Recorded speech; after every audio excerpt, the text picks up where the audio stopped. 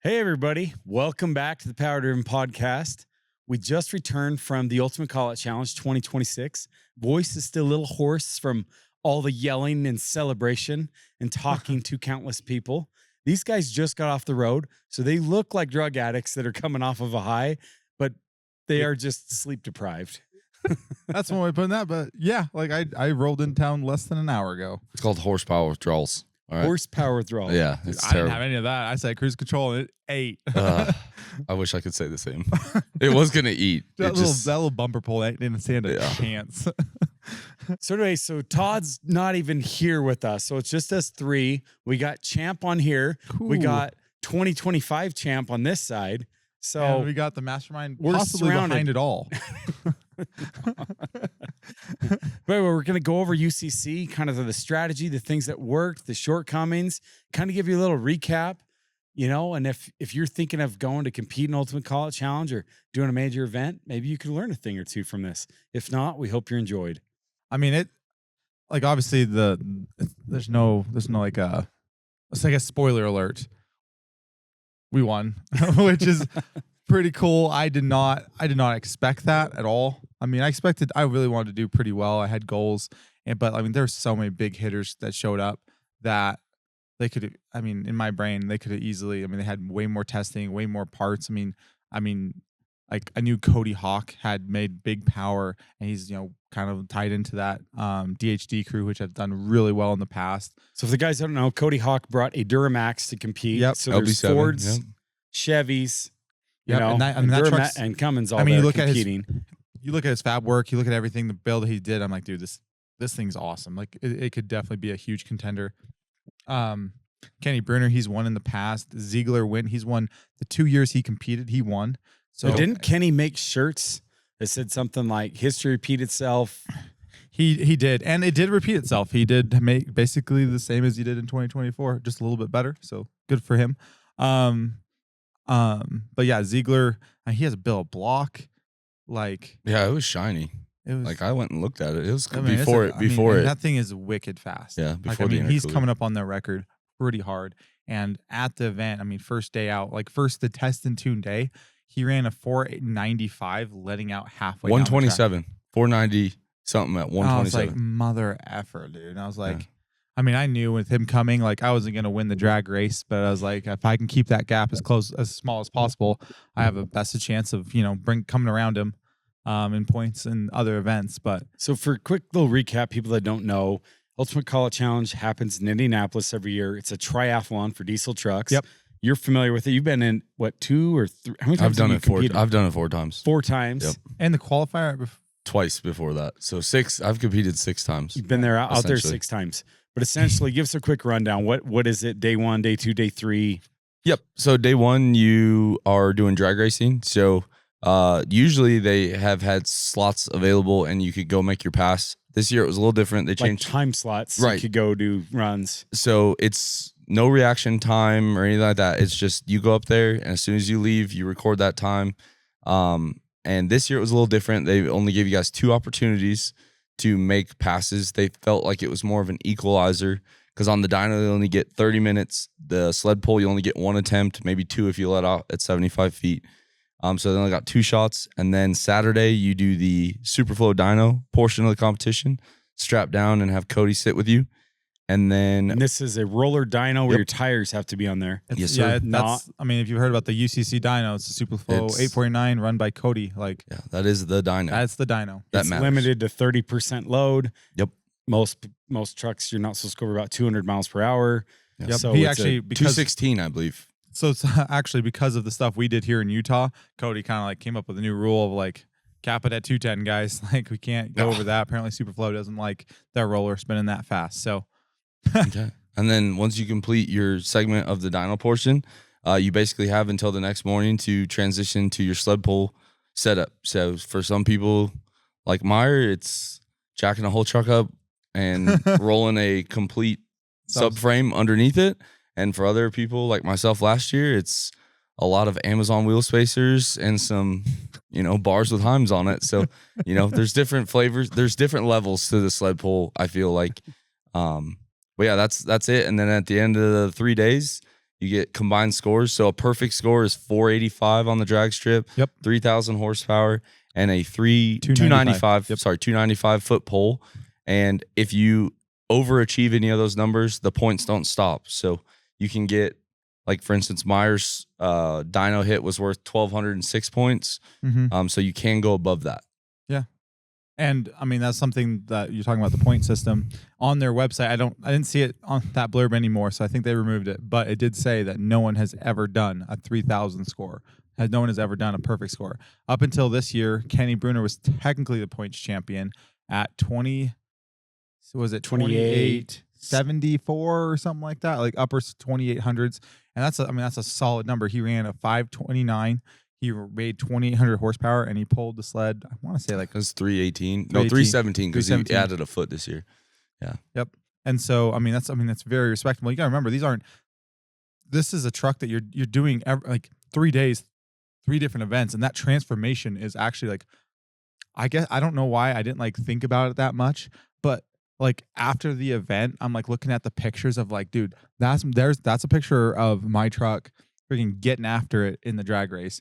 And then here's a picture of it freaking stanced out on these ridiculous axles with a truss for, like, just knowing that is the exact same truck doing all this different stuff. It's like, it's really cool. And I mean, it's a fan, I would say it's a fan favorite because like and people can go into the pits and watch these people bolted up their wheel spacers or whatever it is, and they can watch that transformation happen. We're going to do a video kind of showing just like the whole event. But it's like, it's so cool. You had quite the crowd on Saturday afternoon. Like, we had the fluid dampener tent out. That was what the chassis was under. And as soon as that moved out, we had a crowd under that canopy because it was a hot, dude. This was a pretty rough UCC for weather. It was hot out there. It was warm and it was humid. So basically, UCC, like I said, big triathlon, big competition. It originally was formed because a lot of the West Coast trucks were known for these big dyno hits. And they always say in the mountain because chassis dynos have correction weather stations on them that are like, hey, if the air's thinner, you would have made more power. So it gives you a corrected number. And all the Flatlander people, basically everybody not in the Rocky Mountains would complain and be like, you guys don't really make the power you're saying. It's just the numbers are all corrected. And so these people that own this organization, this dyno, decided, hey, let's have this ultimate call-out challenge where these guys that drag race have to go against, because everybody says, oh, you're just a dyno queen. Can you actually drag race? And then the sled pullers are like, well, none of you guys are real because sled pullers are it. So they're like, I know, let's combine all three. You guys that are big on the dyno, you guys are big on the drag strip, and put it all together. And that's how the whole thing was formed. And here we are. This was the 10-year anniversary. So this has been going on for a while. Yeah. And a lot of new shops compete in it. It's a way to kind of get their name on the map so people know who they are.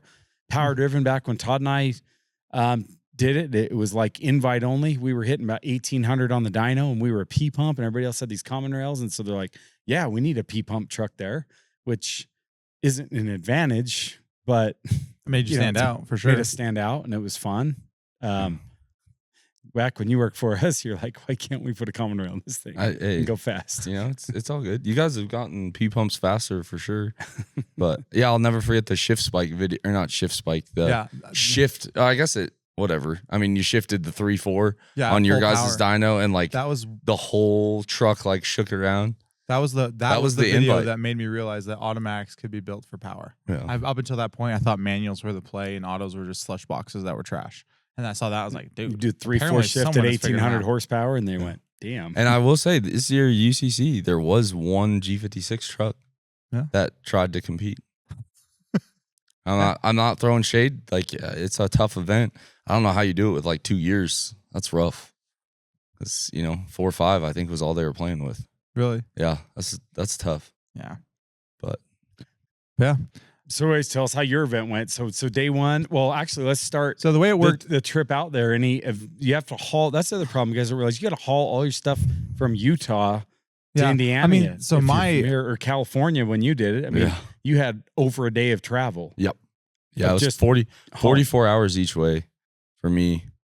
But I mean, you basically pack a small shop because it was like a lot of people are talking about the West Coast guys lately have been doing really well. And I'm like, we bring so much stuff. You're prepared for anything. It's like such a big deal to go over there. Like it'd be so stupid to forget something. Like, oh yeah.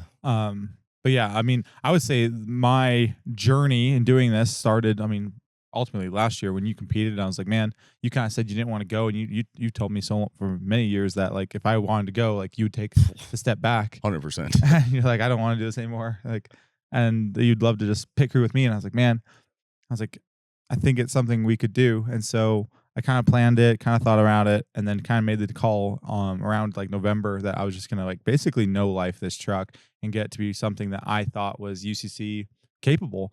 I knew that like in the past we've always like power driven, like we haven't been good at drag racing, and so we always expected or hoped that our sled pull or dyno would kind of help push us into the points and get us in the lead or something. And I didn't want that. I wanted to be able to be very competitive in every single facet of the competition. And so that's what we did is we worked on a tube chassis to be able to get our weight down, be able to get it to hook. We did that 499 pass in Vegas, and I felt pretty good about that. Then we had to figure out our dyno game. I mean, we did a lot of that stuff. A lot of people don't realize they kept saying you had the full. I've seen some articles said you had the full backing of power driven diesel. Did power driven diesel start 7 months ago working in the shop every night to build a chassis on jack stands? I mean, you guys did, or power driven, we did a lot like to help. I mean, I used the shop space. I used a lot of tools. Yeah, but they were Icon. Let's be real here. Let's back that down. We actually barely upgrade Icon. Yeah. No, I mean, there's a lot of resources. At least they weren't Harbor Freight tools, right? Yeah. Oh wait, Icon is on. Dang it. Like, there's a lot of things of power driven that it helped, but like, I don't know. Like, there's dude, a lot of hours. You can't do this alone, and you did a ton of work. Like every time I came up here over the past 6 months that you built this truck, you were working on it, and there are benefits to working at a diesel shop, and I don't think you tried to hide that, but I also think you're being maybe a little too modest on not. I'm not saying that you have to throw any shade at anybody, but like, dude, you did that. Like, yes, you have lathes and stuff like that, but like you did that, and I was thoroughly impressed with that. The dyno stuff worked out great, and the sled pull stuff, I was a little skeptical. I was more nervous, and you were right. I give it to you, and dude, you should be really proud of what you did. I mean, it always takes crazy the team, but worked. you did it. Like you did it. Sorry, so lots of work in the shop. Yeah, we got the test pass with Vegas, and so I felt pretty good about that. We had to figure out the dyno. Like I say, last year we figured out a lot of dyno stuff. I'm like, okay, if I can take that same strategy, I really thought a lot about it, what I wanted to do, if I wanted to try to improve on something, and ultimately I came down to is like I wanted to make the transmission better because we still knew that was a point of a problem. We wanted to help work on our tire system because our tires were blowing up, so we want to fix that problem.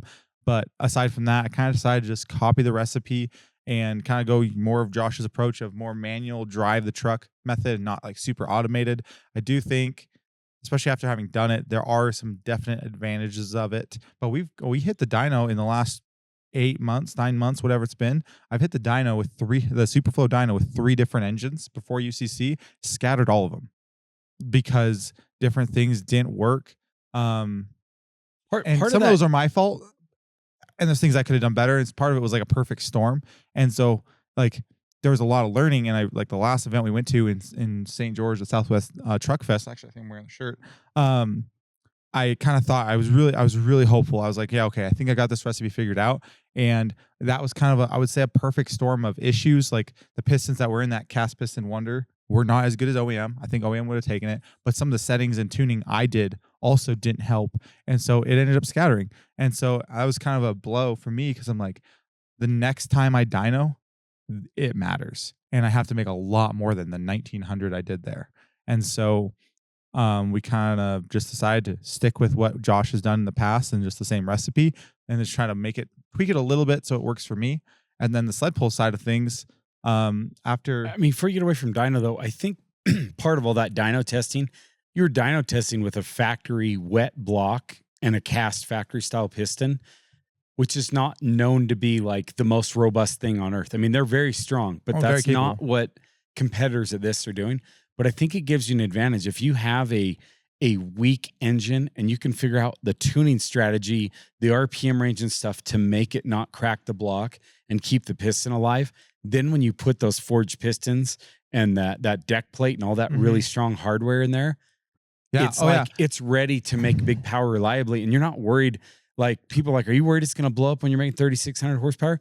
Kind of, but at the same time, we think we could get a cast piston motor to make almost 3,000. Or like the RPM. So this is something I go back to all the time. Like I just a mental like thing like a concept that I utilize, I guess, is back on the farm. My dad was on some project. He's like, hey, the field needs to be square baled. Like I need you to square bale it. The twine for the square baler, I've never used it before, was in the root cellar. Cool. I grab the twine. I go to the root cellar. I find the twine.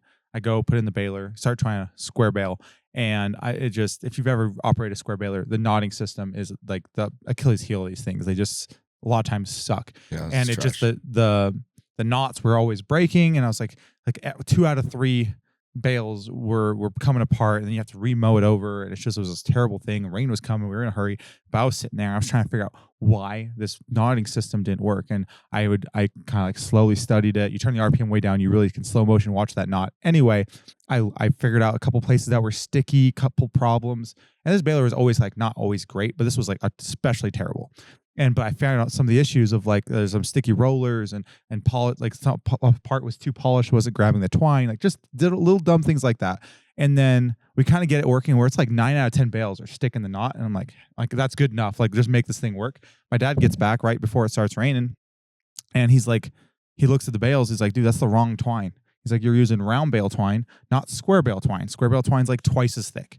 Once we put that square bale twine in there, it was the best square baler we've ever had. It never missed a knot. And we did that. We got there because we kind of fought this weak adversity. We got it to work on that. And once we put the real stuff in there, it was just like awesome. And so like example of that, like you're saying, like the cast piston Wonder, I've done a good amount on a cast piston Wonder, and I took it out to 5,800 RPM. So when we're on the drag strip, and we were trying to decide, like we're hitting mile an hours of, we were going 152, 153 miles an hour. And I knew I wanted to turn it up. I knew if I fixed my 60 foot and put more power in earlier, it would go even faster. We kind of fought a decision of, do we rev this thing out in third, or do we finally grab overdrive? And we kind of made the call of, if I can take a cast piston Wonder to 6,000 on the drag strip, this freaking diamond piston 6.4 should be able to do it no problem. And I believe that was the play. Sure, maybe we can bring the engine back down into the power band a little bit more, be more efficient on shifting into overdrive. But this was a longevity game. Like I didn't want to hurt an engine or a clutch or a transmission or whatever is going into overdrive. Like I felt like it was a safer option to rev it out. And so we posted some videos on Instagram. I'm sure you'll see it on YouTube. Yeah, we ran that thing out to 6,300. Which isn't crazy, but it's more than we'd gone before. But because of our experience with the lesser engine, I was very confident it was going to hold.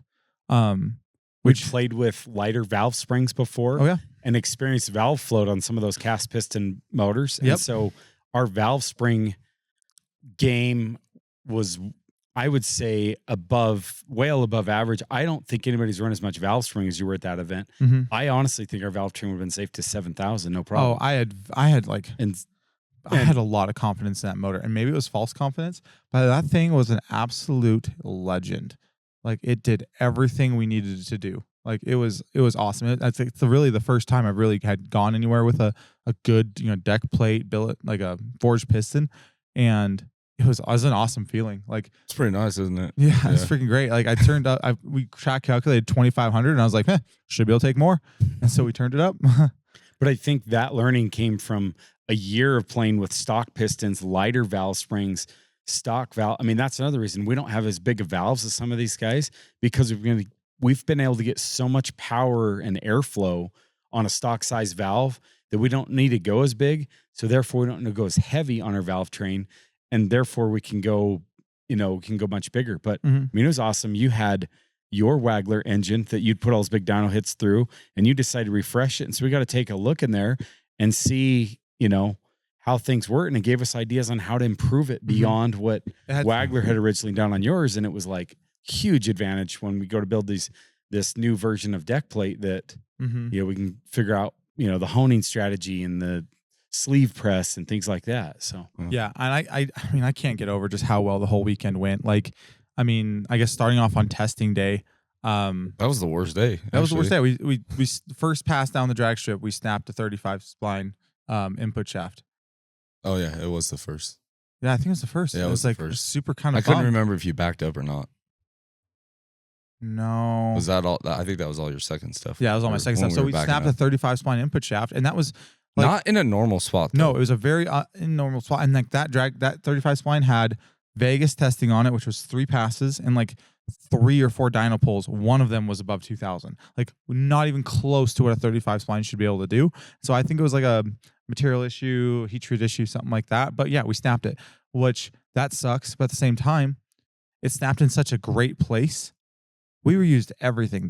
We got the input shaft out of the converter just fine. Didn't get hurt. The pump looked beautiful. The pump looked amazing. The bushing looked great. Like we literally did not change a single thing. We just swapped input shafts, checked end plate, and sent it. Like same trans went in there, but this was testing. This is the day band, before the everything. And so the guys, I mean, that's something I have to really hit on is the crew is awesome. We had obviously Josh, John, Shrado from Black Tie Race Fab. We had Shad, who's pit crewed with us, like UCCs, KOSs in the past. Then we had Dylan Thompson, who he's kind of like a core supplier guy from Idaho. He got into the diesel scene. Yeah, he parts out trucks. Yeah, he's a truck parter. And so he got into the diesel scene, wanted to kind of make more power, and somehow he was like dealing with me for us buying parts from him, and he started just asking me questions and kind of, I mean, turned into friendship forged over. Whoa.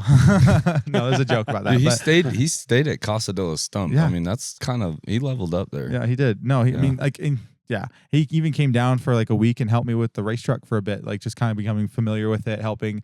We talk about like taking cheeseburgers off the bottom of the cab because he was just, finding like dual plated places for like the seat belts and stuff, and just like drilling the weld nuts out, or like where you spout welds out of it to get the plate to fall off, like just like half a pound here, quarter pound there, so quarter pound, cheeseburger. And so we just find all these cheeseburgers underneath the cab, trying to get rid of a little bit more weight, trying to get down to that minimum weight. Anyway, those are the 4 guys, and then John's wife came out, my wife came out, but so test day, snap the input shaft. I mean, I was barely back, and the truck was in the air. We're pulling the trans, like. I look at the data, like they start pulling it, and I'm like, I can't imagine what it could be. Park works, engine doesn't move. Like it doesn't move. I was like, it's got to be the trans. There's no point to pull the pan. And before I could really do anything else, the trans was like, the truck was in the air, parts were flying, and I pull a log and I look at it, and because we have a good amount of data on that trans in like sensors and stuff, and I look at it, I was like, this doesn't make sense. But I think the 35 spine snapped. Like looking at the data, that's what it looks like. And I was like, so before we even had the trans out, I was sourcing the 35 spine input. We're pulling the trans. Sure enough, took it out. Input shaft snapped. Cool. Swap it out. Put it back in. We had like a 4 hour test window. It was a 4-hour window. 4-hour test and tune window. We hit it pretty early, like 1:20 or something in the morning, or at 1 p.m. Yeah, and then we had to go back, get something to tow you with. Yeah. And so then we got it turned around, got it swapped, fixed all that stuff, put it back, got back in the lane, and it was like right before 5. And so we're like, we have 1 test pass. I boofed it. I don't remember it crackled. It crackled. So I let off the button, and it was too much spray, and so it coughed, and so it just like fell on its face. And so I let out of it, hit the brake. I was able to roll it back up and go again, and then take another try. I forget what happened. We just made a nitrous change in the pits just with like my phone, and then went around again. And I feel like that's I think I boofed that one. I left the button too soon, or I think this is when you weren't realizing you weren't on the limiter. Yeah, that was the problem. I wasn't on the limiter. I could be wrong about that, but I think what was happening is we were putting nitrous in the hole. Ultimately, this is what sucked about drag race day, is what we were fighting a bunch of issues that I thought we switched ECMs. We went from an 849 to a Bosch. In the 849, I was doing some things to get the boost up on the line. That way, the moment you let off the button, it was ready to make some power to really ramp that power in. The problem was the 840, the Bosch didn't allow me to do those things. And so I kind of just forsake. I said, no, it's not a big deal. Like, it shouldn't make that big a difference. I was like, we got better air in Indy than we race here with. Like, it should be fine. We get there, and it's not great. My boost on the line is way lower. And I immediately think like, okay. Give guys some numbers. So normally you're leaving mid 20 pounds of boost, maybe 14. I'm leaving at 14, and that with the 849 normally. yeah. And then how much boost? Like I was like lucky to get 10, Bosch? and so I was like, well, my boost is way lower. I was like, well, like whatever. I guess I'll just, I was like, it's just gotta be the tuning. So we tried some tuning stuff, whatever. And that's what it did, is that I bumped the timing down to try to replicate kind of what I was doing. But then that was like, because it was a little bit different than what I could do in the 849, it didn't take it. It was popping and sputtering really bad, and it just coughed off the line. And I was like, well, it's already after 5 now. So I just like putzed my way down the track and then pulled off. And then I came around, and there's more people in the staging lanes. And I'm like, this was supposed to stop at 5. And I was like, well, freaking like go get the laptop. Let's do this again. So we put another tune into it. I think that time, we put the timing back to kind of put the timing normal. back at least close to it, so like a safe number, because you put the timing too low, especially with nitrous coming in, like it cools down the burn. Nitrous cools down the burn. If the timing's too low, it doesn't give the fuel enough time to burn, and it'll pop because the injection vent didn't happen soon enough for the burn to actually happen when it was supposed to. And so, so we kind of put the timing like halfway back, and I throw more spray in the hole. So I was like, well, obviously I can't do a tuning, but I can just spray. I can spray nitrous in the hole like before I leave to get the boost up artificially, and that can kind of hopefully achieve the same thing. The problem with that was I'm so used to staging the truck, or I'm saying I'm not used to it, or however you want to say that. I was on the limiter, I floored it, it came up, and then once spray came in, it cleaned up all the smoke because nitrous was coming in. I was not on my limiter yet. The boost was not high enough yet, but my brain, it cleaned up. It's got to be on the limiter. I gave it that half a second, 1 second. Off I went, and it was just a smoky, it was a lazy dog because it did not do what it was supposed to do. But it ran like a 508. 508, I think. And I was like, well, I mean, we're in the ballpark. At least we have a 5.0. I mean, like, it's kind of working. It's taking power. We got some data from that pass. At that point, the test and tune was over. We got our technically 4 button, like let off the buttons and 2 passes down the strip. I was like, well, whatever. So we went back to the pits. I forget what we worked on. We didn't really do much. No, we worked on the smoke map, remember? So, I mean, tuning, yeah. I don't think in the transmission. So the only thing we did that I was aware of is John was very methodical. Every time you finished a direct strip pass, we had to check the converter bolts. We had to check the damper bolts, which is kind of like a 12-valve thing. So I didn't hold it against them. And then I had to check valve lash for Sir William over here. Yeah, we got new. And I respect it. I respect it. Like, I'm glad we did, because I think the head kind of settled down for a little bit. Will was explaining it to me. Very new, yeah. I was pretty tired when he was explaining it to me, so I'm sure I missed a lot of it. But essentially, what Will, on these new heads you guys have, the valves like kind of they almost break in. Is that kind of what you described it as? Yeah, because it's an induction hardened head, and so there's a seat that's all perfect, and then I set the valve seating area a little bit narrow, and as it wears, the seat gets wider, and it kind of hardens a little bit and gets but yeah, it just moves a little bit at first till it basically on a race. So like a highway truck valve, let's say the seat is 70 or 80 thousandths wide. Well, on a race gas engine, they make the seat 30 thousandths wide because a 30,000 seat flows more, because it's just got a tiny little pinch point. Well, a 30,000 seat won't hold up to, 2,000 horsepower on a diesel. And so you kind of shoot the gap in between and go 40, 50 thousandths wide on the seat, knowing it's going to wear in to whatever it needs to hold.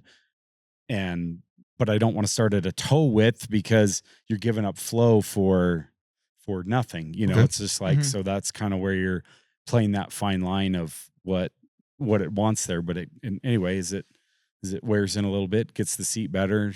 I mean, you guys are doing all your self tests. I know you spent a lot of time on the head. You didn't want the head to be my problem, so you kind of OCD and making sure everything was good there, and it was all weekend. It was great. But when we came back there, we're like, okay, well, we ran a 508. At that point, I was feeling pretty confident. I was like, we got a 508 on the board with a 144 60 foot. No, that was a 130 something 60 foot. So I was like, okay, well, I've done 120s in the past. Like I feel good about this. I was like, there's a good chance we can put a 480 on the board at that point. I was like pretty happy. And so we made some changes to the to just space. When your testing's over, so now basically, we had all night just to hang you have out. all night. Then UCC starts the next day on Friday. So this was Thursday, and in UCC we got 2 passes. So I figured out exactly what we changed. I just kind of made some basic tuning changes, nitrous ramp changes, whatnot. I was like, okay, well, I just want to put a number on the board, a decent number on the board. I didn't want to go crazy. And then once we, like, I was hoping to put a 490 on the board. I truthfully, that's kind of what I was hoping for. And then I was like, okay, at the second pass, we can turn it up and try to go for crazier. But for now, I just want a safe number to put on the board. And so went to go do it, lined up. And that's when I got hit by again, I think the nitrous came in, it looked clean. I let off the button and it was not even close rate. That one, I let off the button when there was 6 pounds of boost. And it wasn't even close. And remember, it had that crazy lean spot. Yeah, and so that was another thing. But so your first pass at UCC, 514. 514 was a 514 at 152, 53, 153. John was really happy with your mile an hour. Yeah, he's like, oh, you guys are putting on some power. But I was like really bummed because I was like, I know that mile an hour, like that's good mile an hour. That's a terrible 60 foot. And so you've been 499 at 146. Yeah, 147. And so I was like 147. And John has always preached to me that like mile an hour is the wrong way to go fast. Like the right way to go fast is have a good 60 foot. Like anyone can just throw power at the back end, but it's hard on everything. So I was kind of like, I was probably beating up on myself a little bit more than I needed to. Because I'm like, not only was I not as fast as I wanted, but I did it the wrong way. And so that was a 144 60 foot at 514.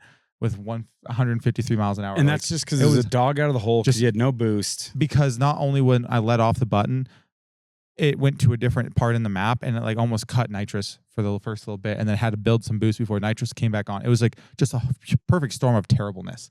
And so it was not great. But it was the third fastest. It was the third fastest. Third fastest because Poor Boys did a 505. Yeah. And so you're in third position after your first round with a 514, which I mean, I know a lot of people would have been super thrilled, and like, I should have been more happier than I was. But like, I knew what the truck was capable of. I'd seen it in Vegas. The track was so terrible in Vegas, and we ran really good. I was like, man, I just need to replicate that. Like, that's what I really wanted. I wanted that 490 pass, on the first day at time, so I could really turn it up the second time.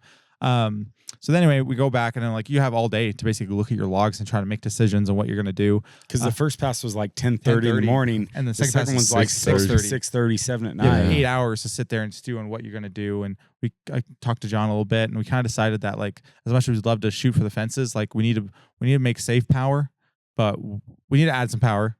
It's good to add some power. We need to fix the launch, but we should not go crazy because if it doesn't stick, it's not worth it. And so, we kind of made the call to, well, first of all, fix the nitrous. I was like, I'm going to sit on that limiter as long as it freaking takes. I don't care. I'm just going to sit there. We added a light to the dash that it would turn when I was on the limiter and boost was above my 12 pounds or whatever I set. I think it was 13 pounds. A green light would come on. I was like, I'm not letting off the stupid button until the light turns green. And that way I'm guaranteed it. It's a visual reminder, like do not do anything until that light turns green.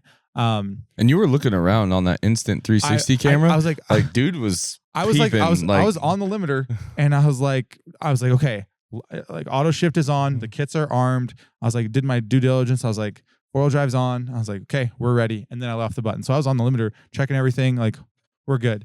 The other thing we found in the data log, I was like looking over everything. We noticed that it got lean, and right after you let off the button, it got lean, which that's what it normally does. Like for guys that don't know, how do you know that it went lean? So I have an AFR sensor, and the way with my tuning and the way I've done it in the past, like on my Vegas pass that was a 499, it's rich at first to get the turbo spooled, and once it's spooled, it makes boost. Nitrous comes on, boost is there, it goes lean, and so that's normal. Well, I realized that it was going lean way sooner than it should have, and then I looked at the Bosch tuning, and I noticed that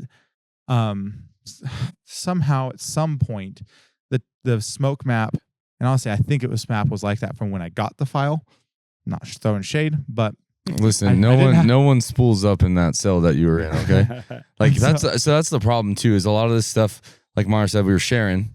So you started with my Pro Street drag race file, and I leave the line at 3,400 RPM. You leave the line at 2,800. And I kind of wish I had a more unadulterated file to start with, but you get what you get. I got what I got, and it's fine.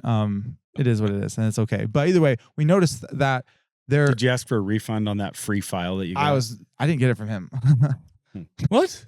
Not that one. The file that I was using came from the manufacturer. Oh. And so that's why I was like slightly whatever, but it is what it is.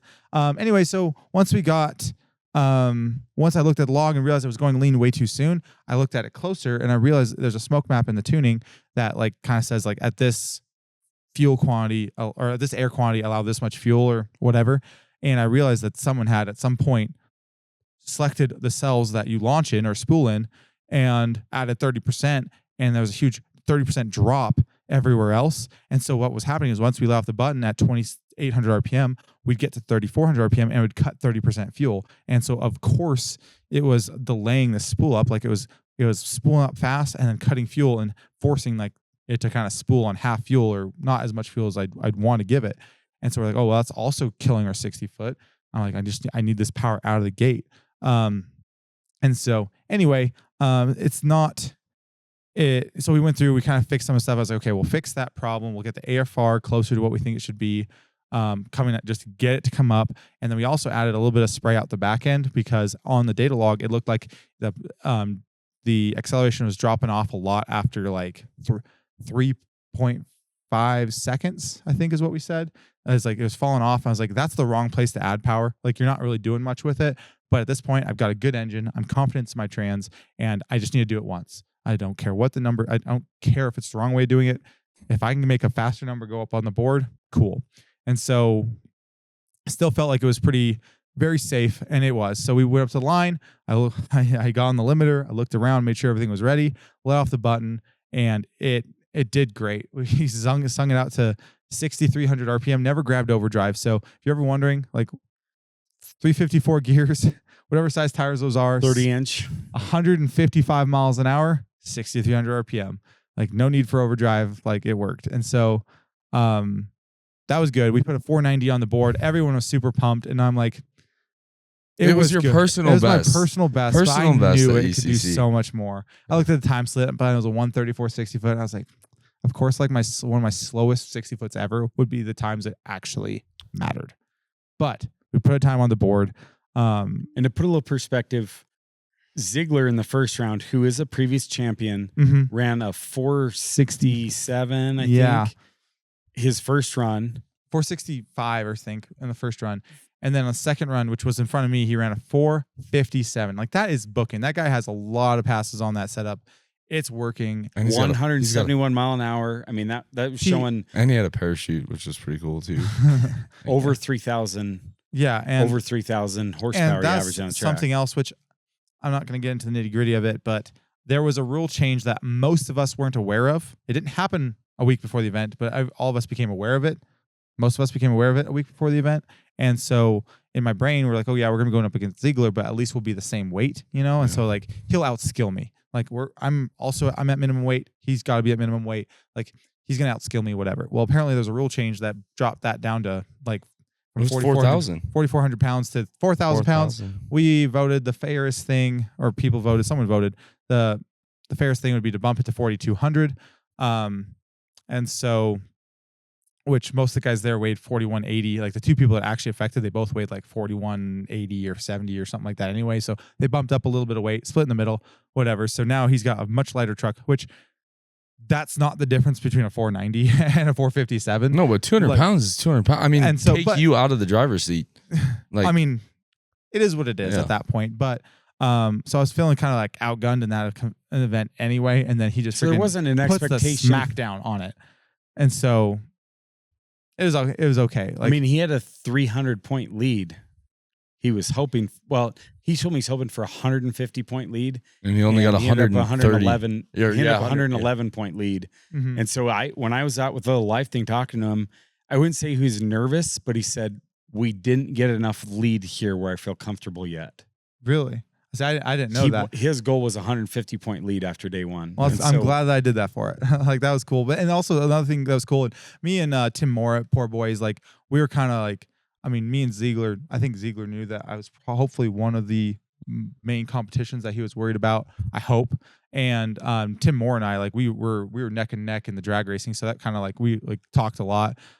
congratulating each other on each other's passes. Like both you guys set personal bests at the event. because I ran a 5:14 and he ran a 5:08 or 5:07 or something. So I went to him. I was like, dude, like that's a freaking that's a mega cab on leaf springs. Leaf springs and a factory frame rail. Why back you there? gotta do me like this, bro? Like how you gonna let me be okay with this? Like why you're gonna make me live this down? Like that's ridiculous. That's stupid. And he told me about some of his problems. I was like, dude, you got a 4-second in the back.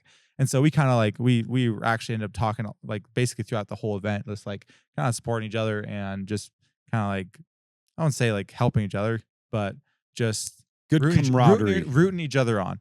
And so we went up for the second round, and I didn't know this until he told me afterwards that when I went up, he followed me up, and he had zero interest in actually making a pass until I beat him. And he's like, F it, put the suit on, strap this, like get set the tires, like we're going down again. And so I ran a 4.90. He's been fighting some cylinder head valve tuliping problems over the past couple years with this selected cylinder head builder. And so he didn't want to he put passes didn't on it. want to lean on it hard because he knew that any more power is definitely in the danger zone on the particular head he was using. And that's why he told me he didn't want to put Which any is more. awesome because I had zero concern of that. Like I was so confident in the engine and the head you built me. Like I mean, my question of how much power could I throw at the drag strip was how much do I think the track will take? And so track averaged like 2,600 horse, but the final little bit of spray was coming in at like 4 seconds. Like it was the back end of that was a lot of power, and it felt so freaking good.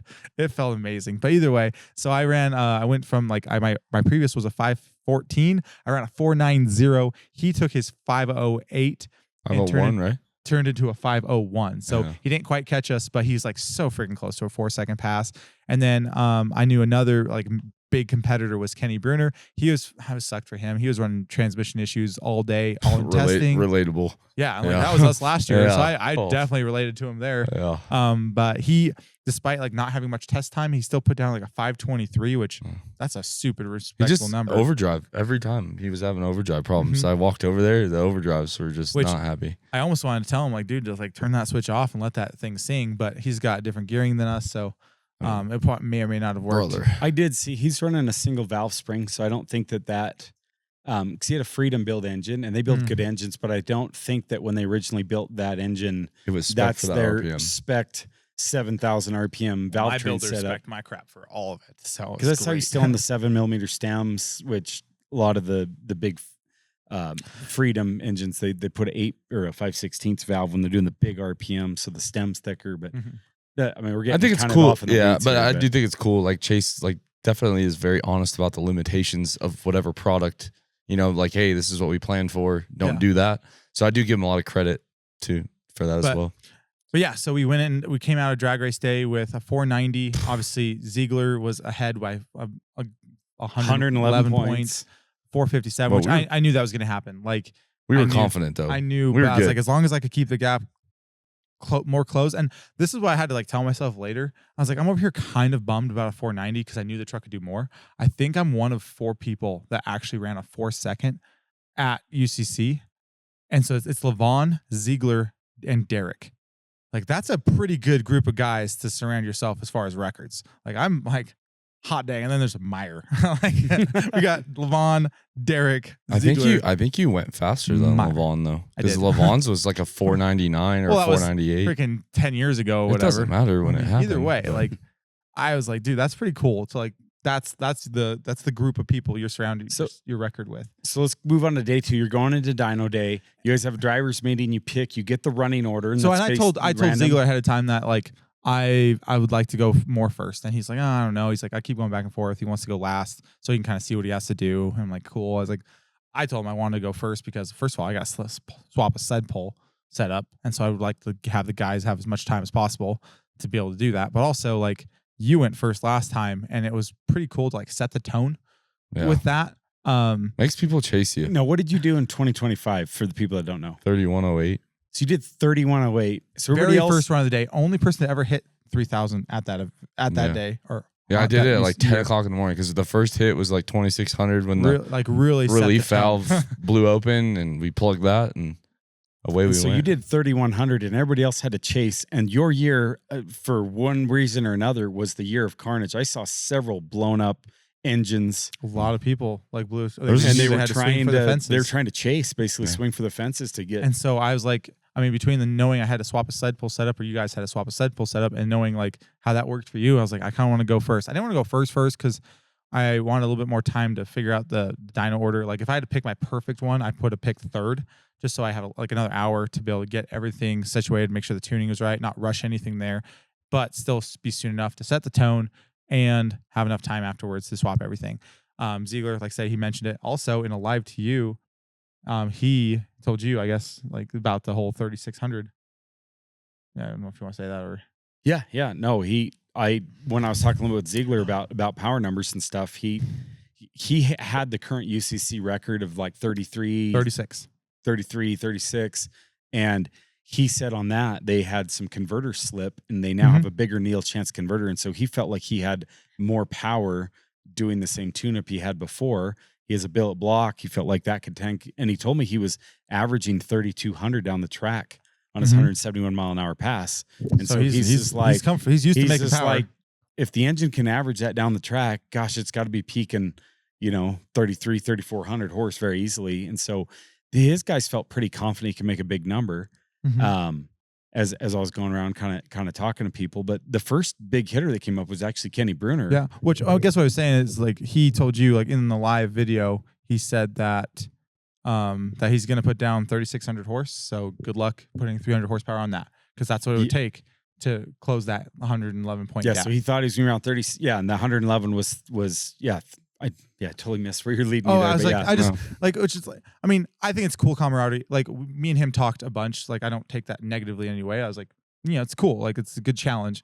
And so, anyway, so we go up fifth. Kenny was the first one, second, third, whatever truck, and he went like 3090 or something.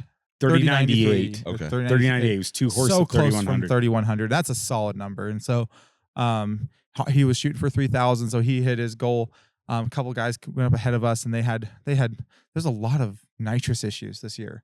A lot of trucks weren't spraying nitrous when they should have, and just everything else. And so it kind of makes you realize how grateful I am for every time the truck just did everything it was supposed to do whenever it was supposed to do it. There was not a single like whether it was a gremlin issue of like something didn't turn on when it was supposed to, or a single me tuning issue. Because originally when I went into UCC, I knew I was like, okay, I'm gonna pre-write a drag race tune, a sled pill tune, and a dyno tune. That way I just change the file and all the basic parameters. Because you think like, oh, you just change fuel quantities and change nitrous, whatever, and then you're good. But no, you're changing how the nitrous injected, what it's injected based off of. You're changing your gate strategy, or you're changing like the dyno on the sled pull. We switched the line lock to water injection. And so now the line lock, it thinks it's turning on the line lock at 70 miles an hour, but it's actually turning on water injection at 70. So you're changing all these things. And so like everything did exactly what it was supposed to do. So like that was huge. But either way, we go up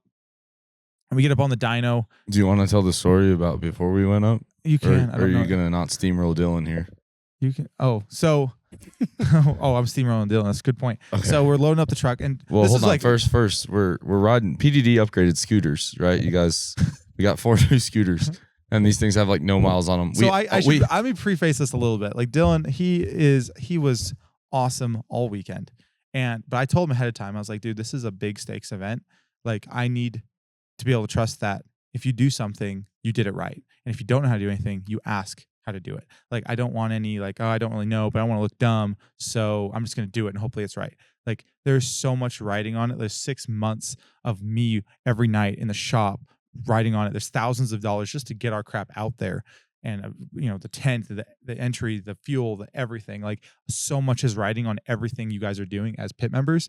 Like I need to have faith that you're doing it right and you're not messing anything up. So he was great, but oddly enough, there's a couple of weird things he messed up. And we love you, Dylan. I honestly like 20 feet into riding the scooter, friggin' boofed it. I was like, oh boy, this weekend's gonna be great. I hear like a scourge and a thump and an ow, and I look and I was on the phone with my wife. I was like, gotta call you back. And there's Dylan on the floor. Wiped out. And I was like, Dylan, like, you have to tell Will that you crashed the scooter. I was like, because he will blame myself or Myer instantly. Yeah, So he knows our Yeah. our record. Yeah.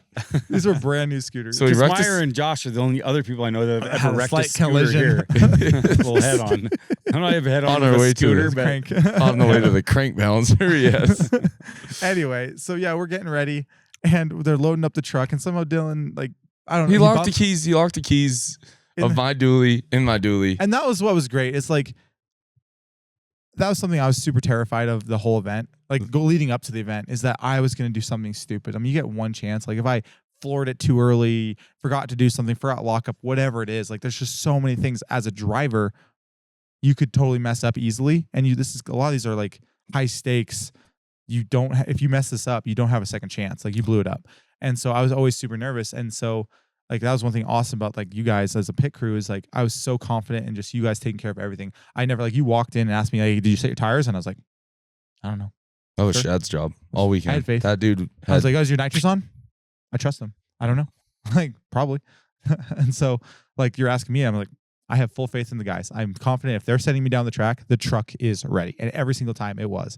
And so anyway, so I'm like trying to get like think through everything and it sounds like such a small deal, but he locked the keys in the truck, which slight issue there. The truck was full of all the stuff we're taking up to the dyno and it had your laptop in it, which was how we were going to pull the tune. And I was just, at first I was like, dude, like what the hell? Like, what are we going to do? Like, I'm going to have to like, if something doesn't go right, I'll have to pull both logs with my laptop. We'll have to like, whatever. And I was like, you know what? I have faith. It will happen. It'll work. And so you guys started swapping stuff to a different truck. And Yep. I was like, you're like, yeah, we'll just have to pull a laptop. Like we'll pull both logs with the same laptop. Yeah. And I said, worst comes to worst, I take the fifth wheel ball out of the bed of my truck. I'll break the least expensive window in my truck and I'll get a new window installed. But Yeah. no, honestly, thanks to the Brownsburg Police Department, they called the on-site tow truck company and Dylan drove my truck up there and I mean, disaster averted. Yeah. I kind of felt All bad. before like we even went Oh up on the yeah, dyno. you were still in the chute and I kind of felt bad because But I'll tell you a little bit about the strategy of that. The reason we had a support truck, you had extra nitrous bottles. because we've had a lot of issues. We've had issues Oh, yeah. where Yeah. a line's burst or And you're or trying to think someone's of stuck anything. open and you just drain a bottle. We need a bottle. Yeah. We've had lots of tire tire failures. blowing up. So we Yeah, we had brought spare spare tires. tires and an impact so that if we had a hot swap a tire on that, We because were you get ready. 30 minutes to make a From number. the moment Cody says you're strapped down, you're ready, you got 30 minutes. If you can't complete You your can't run, run back to your pits, get tires, load stuff, come back, get it all swapped on. Yeah. You're going to lose your 30-minute window. and so I mean, it sounds like dumb and kind of like prima donna ish, but like when you're sitting there thinking about all the stuff that has to happen on a dyno, you don't, or even drag racing, sled pulling, all that stuff, you don't want to have to think about, oh crap, now I got to think about how are we gonna get these freaking keys out of this truck. And so at first I started sweating and I was like, you know what? No, like this is they have taken care of everything so far. Not even worried. So I went back to thinking about it, and sure enough, yeah, you guys had it figured out. And so yeah, we drove up there. Also, that was something that was pretty pimping all weekend. Is we had we were like one of the few like a higher level trucks that had a radiator, and so we were just driving it around all over the place. It was freaking sweet. I love it. The guys are towing their trucks up there. And we were Yeah. just driving it around, letting it idle, warm up, do whatever. So you drove up in the dyno, they strapped it down, strap on the front half of the roller. Oh, A yeah. lot of people don't know that yet. It's not a secret to people in the dyno circle, but to other people, there's a lot of people that think you need to strap on the back of the roller so the tire climbs it. Mm-hmm. That's a recipe for slip. burnouts Yeah. on the dyno and no hookup. Mm-hmm. Yeah. And so, yeah, like we strapped on the roller. I mean, and I remember being oddly like calm. Like I was pretty confident what was just about to happen. And that was another thing too, is that we didn't have a lot of CP3 in the past. Like everyone's done it with 2 14 mil CP3s, and you went to the alphas and everything. And I just had a 12 mil and a DDB 12 mil and like an extra G 14 mil from 6 years ago. It was like your old one I bought from you when you went to Virginia. And That like, was a long time. that's an old pump. Like, But to be fair, we were operating off of the 5.9 stuff. So the 5.9s bleed. So 5.9, 6.7 injectors, they're interchangeable for most people in size, not in tuning. However, the 5.9s return more. Mhm. So if you're pushing 400 milligrams of fuel, a 5.9 might only get 360 of that.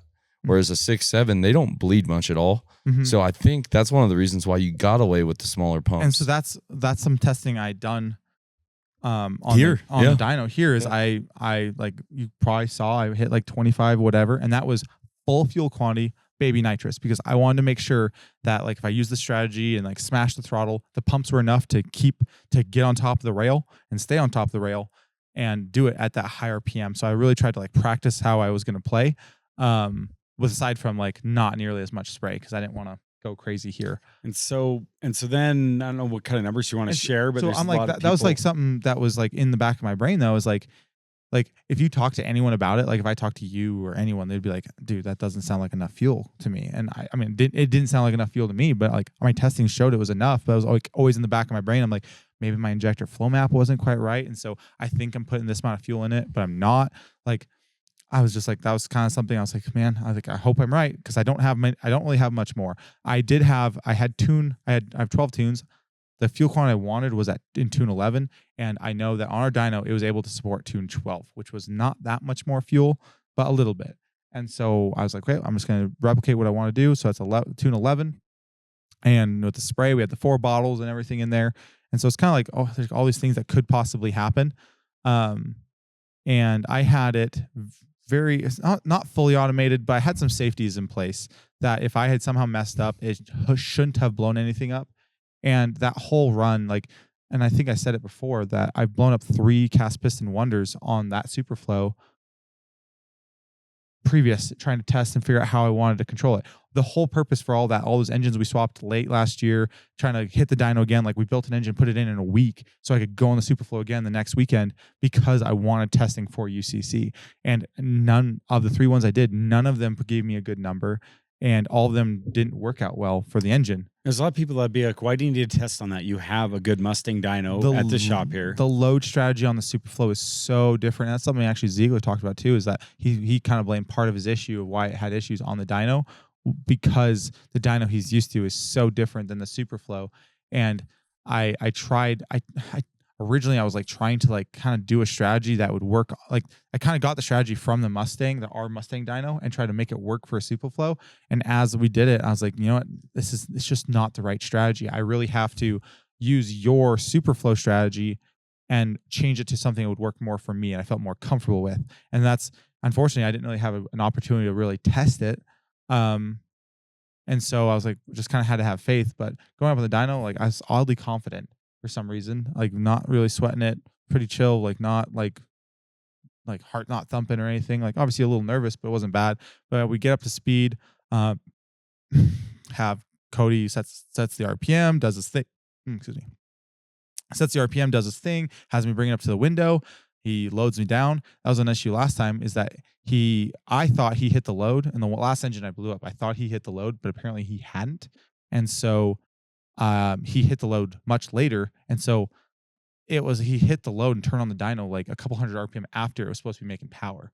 And so that was one of the reasons why it also didn't make the power number it was supposed to. And so I sat there at 4,000 or whatever, and I said, turn it on. And he said it was on, and I waited till it bogged me. So I knew that thing was on. And then I pushed through it. I had some kits automatically come in to help fight it.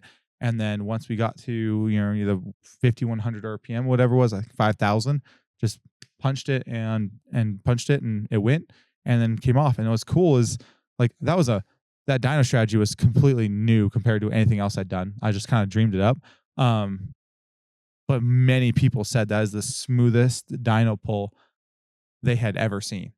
And it worked, and it was like the smoothest. So 3,620, and it's pretty cool. What was the torque? Somebody's asking me what was the torque. It was less, 3,400 or something like that. It was 34 something. So you made peak horsepower after 5,400 RPM is where it made peak. And so, I mean, if you look at the graph, to me, that's a perfect graph. Like maybe I made a little bit more if I stayed in it longer, but I made power for as short a window as I could. 3430, and still registered on the dyno. Like I think that was perfect. And that's part of the strategy you guys have found in testing on the dyno. And it's something that Todd always talked about years ago when he's doing his big triple turbo setups, is he's like, if we're blowing the block up at 4,000 foot-pounds of torque, then you can only make 3,000 horsepower if you do that at 3,800 RPM. Because that's about where 4,000 comes in. If you can make 4,000 foot-pounds of torque at 6,000 RPM, you could make almost 5,000 horsepower. And And so that that's- sounds like really like, oh, why don't you just do that? It sounds really easy. But there's also a flip side of it. You have to build an engine that can flow and operate up there. Otherwise, your whole head just is backed up. You don't have the cam, the head, the valves, all that stuff for it. You cause all these other problems, floating valves, whatever it is. And when you have that quantity of nitrous going in, things get destructive fast. So you have to have good parts to be able to support it. But as long as you do, yeah, making power up higher is great. And so what was cool about the dyno hit is that we took your recipe and we tried to apply it. And it was within 5 horsepower, uncorrected for what you did in Utah. So it's like, I had a couple people say like, oh, like these dyno smacks, like they're not repeatable. Like they're a cool number and you can do it a couple times, but you can't repeat it. And I was after the event, I talked to him and I was like, not only can you do it 3 times, but you can build a whole nother truck and do it again. I was like, how much more repeatable do you want? I mean, that's pretty awesome. Within 5 horsepower I was, of his raw number. And but Josh does still have the record on you, right? Yep. Yeah. I just the scary part for everyone now should be is now that we've figured out the transmission. I shouldn't say Myer figured it out. Is there's a lot more, like a lot cool. more, and we have the same. We have the same injectors, similar-ish turbo setups, similar nitro setups. Shit's about to get wild. Yeah, next year. Everything and that's something too is that we always fought like slipping issues. And the very last one, we weren't sure if it was converter or if it was tire, and so we did some tire stuff changes. We did some dual bead locks, nitrogen. Yep, fresh driver's side tire for you. Yep, fresh driver's side and wheel.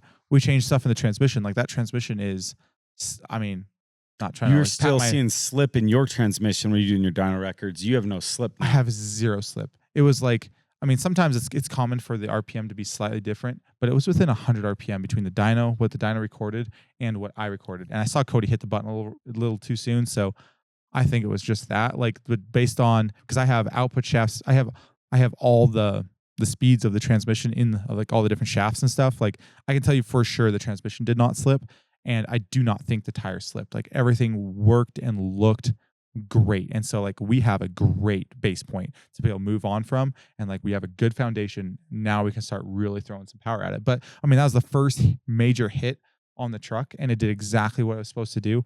And I came off the dyno. I did not think I won the day.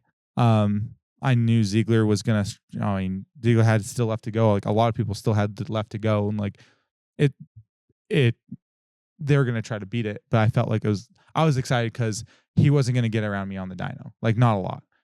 Like I was worried if I only made 3,000, he makes 3,600. That's a lot of gap to fill. And I was like, I made 3,600. So he's going to have to work hard. He's going to have to work for it. If he wanted push him more out lead. of his comfort zone. And so, I mean, like it's a competition, right? You want to. He pushed his intercooler out of the comfort zone for sure. And so it's like, it's a competition. Like I don't like seeing people blow up, but it is a competition. Like I came there to win, and you don't like you're the whole setting the tone strategy. You don't set the tone because you want them to make more than they were going to make. You set the tone because you want them to get flustered and do things they weren't actually comfortable with and possibly cause themselves issues. And so that, I believe, worked for Ziegler. I mean, I think that setup is very tested and very, it's a solid setup, and it's tested. I mean, it should have made the power, I believe, without really talking to him. And so this could be wrong. He pushed it further than he was comfortable with. And I think that was the stem of the issue and why he blew up his intercooler. And he ended up making like 1,900 horsepower and ultimately not even finishing the event because the truck was too blown up for it. And it's such a nice truck. I mean, that's such a shame. But I mean, that's what setting the tone is for. What I didn't expect is freaking poor boys out there making 3,800 horsepower. 3825. 3825. Like that's a solid freaking number. And I did not expect that from them. And so that actually put them back because they were in third after drag race day, and they went past you and Ziegler. They flipped Ziegler, and so now they're in first by like 30 points or something like that. And that put me in second. So it was a really close first and second. Which I mean, I went to them. I was like, dude, freaking grats on that. Like, holy crap. I mean, like the setting the tone worked to an extent, did not work the rest of the, did not completely go as planned. And so, I mean, I was still pumped with the number. I mean, like, how can you be mad at that? But like they did smack down. But you didn't get first on the dyno. You got second drag racing. Second on the dyno. Yeah. Now, before we leave the dyno, We shared a little bit in the live stream. What was the boost? What was the drive pressure on that setup? So fun fact, and this is like the little things that I am kind of proud of thinking of, is I'm using a Haltech to control nitrous. And I told them when I put it together that it's kind of a dumb system because they only let you map the boost sensor to 145 PSI. I'm like, this is not enough. And so they never fixed it. And I never really made that much boost. I was always at like the 130s and stuff. But going into this, I was like thinking about everything that could happen, anything that was wrong. So dyno morning, I was like, oh wait, I was like, I might hit 145 pounds of boost. I don't know what's going to happen. And the highest I can set the nitrous, so you set the boost window that you're okay with it and spraying nitrous in, like there's a bunch of safeties. And so I have it say, okay, you can turn on at 40, and I max it out on the top end, like spray until I max it out at 145. And I realized when I was going through that my map sensor is mapped to 145, and it's the highest number I can put in there is 145. I don't know how the system works, but if I max out the map sensor, there's a chance it'll cut off the nitrous. And I'm like, that's the last thing I want. So I went in, remapped the map sensor to the max it could read was 144 to help prevent that issue. So I made 144 pounds of boost. You can take for that for what it is. I don't know what that means. The Bosch actually would have data logged the actual boost, but I made 144 pounds of boost, which probably means it was actually a little bit higher. And I made 135 pounds of drive. And that was with 250 mil gates screaming wide open and 145 mil gate going to the hot pipe that was R480 on the manifold, freaking journal bearing, the same turbo you can buy off the shelf. So an Aggressor 480 that anybody can buy for $1,200 on the website. Same turbo you ran, nothing special, not modified. Yeah, literally box stock. Like in fact, you grabbed another one off the shelf as a spare that you brought that you didn't need, but you brought a spare one right off the shelf as a backup.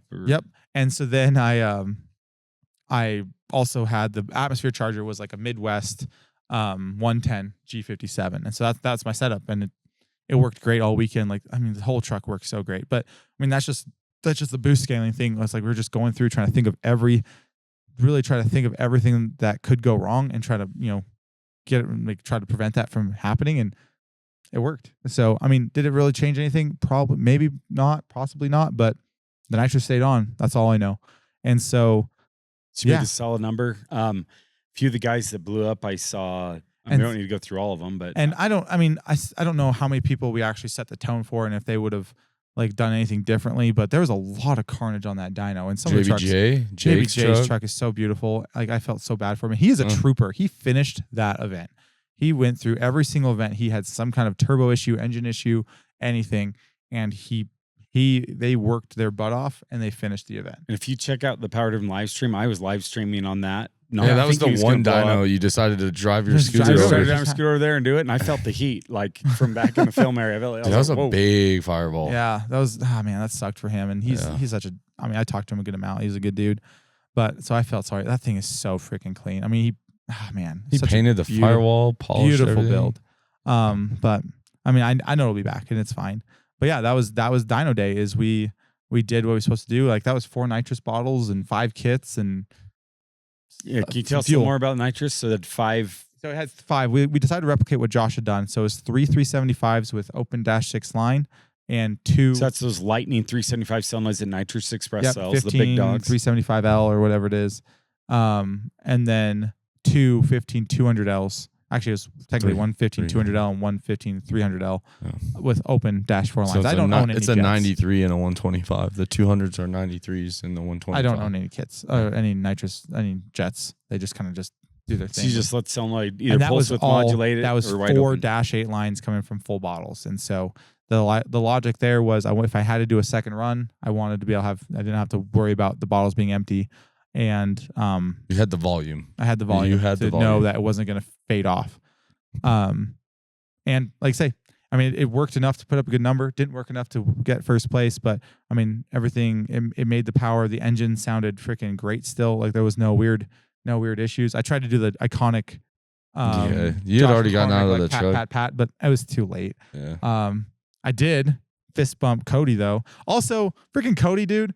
Like, I kind of had the feeling he was not pumped enough. And then I watched the video back and I was like, dude, that man was way too chill about 3,600 horsepower. He like meandered to the screen, looked at it, meandered back, told me the number and fist bumped me like, Probably because he was tired of you sending your pistons into orbit every time. Slapped in the butt by a tire is what he was. Yeah, no, I was like, I looked at that, I was like, damn it, Cody. Like, that was freaking sweet. Now, before we leave dyno, we got a lot of questions on the live stream because somebody's brakes caught on fire and people in the audience were trying to go up there when Ziegler was running, getting in the kill zone, so to speak, to be like, hey, it's on fire. And then all the people that have been there are like, it's okay. Go sit down, Junior, away. you know, and get out of these. And he's like, there's still, but it's on, like, it's just the brakes. Why, either of you, why are some of these guys setting their trucks on fire with their brakes? What are they doing? I think like, what is their strategy? I mean, we don't do that strategy, but what are they trying to do? So like I use my brakes a little bit, but I think the problem is when you run like those gigantic atmospheric chargers, like especially like Ziegler's Weimer, they just need a little bit more load. They need more load to get it going because you don't want to hit that thing when it's not like, you know, running really hard. And that's something I noticed. I mean, it's probably different with spray, a lot different spray, but like when I was doing fuel only dynoing, I found that you get a big atmosphere charger, and this is big is relative. There's only so fast that big wheel can actually spin up. Like you have to get it going before you try to smack the crap out of it. Because if it's not going and you're kind of sitting on the manifold charger, if you spray the crap out of it, it's going to take a second for that thing to wind up. So you have to like almost pre-game the shaft speed, which means in order to get that thing going, you have to be making some freaking power. And and I feel like, you know, like Myer setup is very similar to what I ran in 23. And like, that's something that I would have felt comfortable towing a trailer with. You know what I mean? And like my new setup last year, it's a 125 millimeter compressor wheel. It's larger than Myers. It's got a bigger turbine. Like you needed a little bit more load to do it. And I personally think what we figured out last year is the turbo size really doesn't matter when you have wastegates. And I think Myer adding the 250s and the 45 kind of even the playing field of my setup being a little bit bigger, but just with 245s. So I do think that moving forward, I don't know if the Weimer's the play. My goal was I knew that anytime I had to bolt or unbolt anything, there's a chance for error. Yeah. And so I went into the event wanting to have a turbo setup that I wouldn't have to change. It would drag race well, it would dyno well, it would sled pull well. Mm-hmm. People are like, oh, you should swap to this, swap to that. I'm like, that's a chance for an error. And so that's why we did what we did is went with something more mild, and I figured if I could just gate the crap out of it. But the short answer on the brakes dragging is they're loading the engine beyond the 30% load the dyno can do so that they can build more heat, more horsepower in the motor before it goes through the window where obviously you don't want any brakes on because that's going to steal. Yeah, like Myer was able to achieve what I would say like the preheat of the engine without the brakes, whereas I last year was not able to do that. So I think to be fair, I do think there's a little bit of strategy there. And like, I think going forward, I would kind of assume that you're going to use a little bit of the strategy. No, I'm going to keep using my brakes. Actually, like I have something I want to try next year. Whatever. But like puts on a little bit of a show when your brakes throw sparks. So mine don't do that though. Like mine, like you can't even tell I'm on them. Like I don't glow them. But I think there's also part of like the reason. I don't want to call him out, but I do think there's a strategy there. And obviously it's working for him. He probably has way more experience than me. So it's be like me trying to tell someone that's way smarter that they're doing it wrong. But there's also a strategy with where you're actually trying to make power on the dyno and where you want to start the run. And so when you start the run at 4,000 RPM and you don't want to make power until 5,000, you got 1,000 RPM of load to fight through to get there. That for me, that was plenty with my turbo size, with everything else.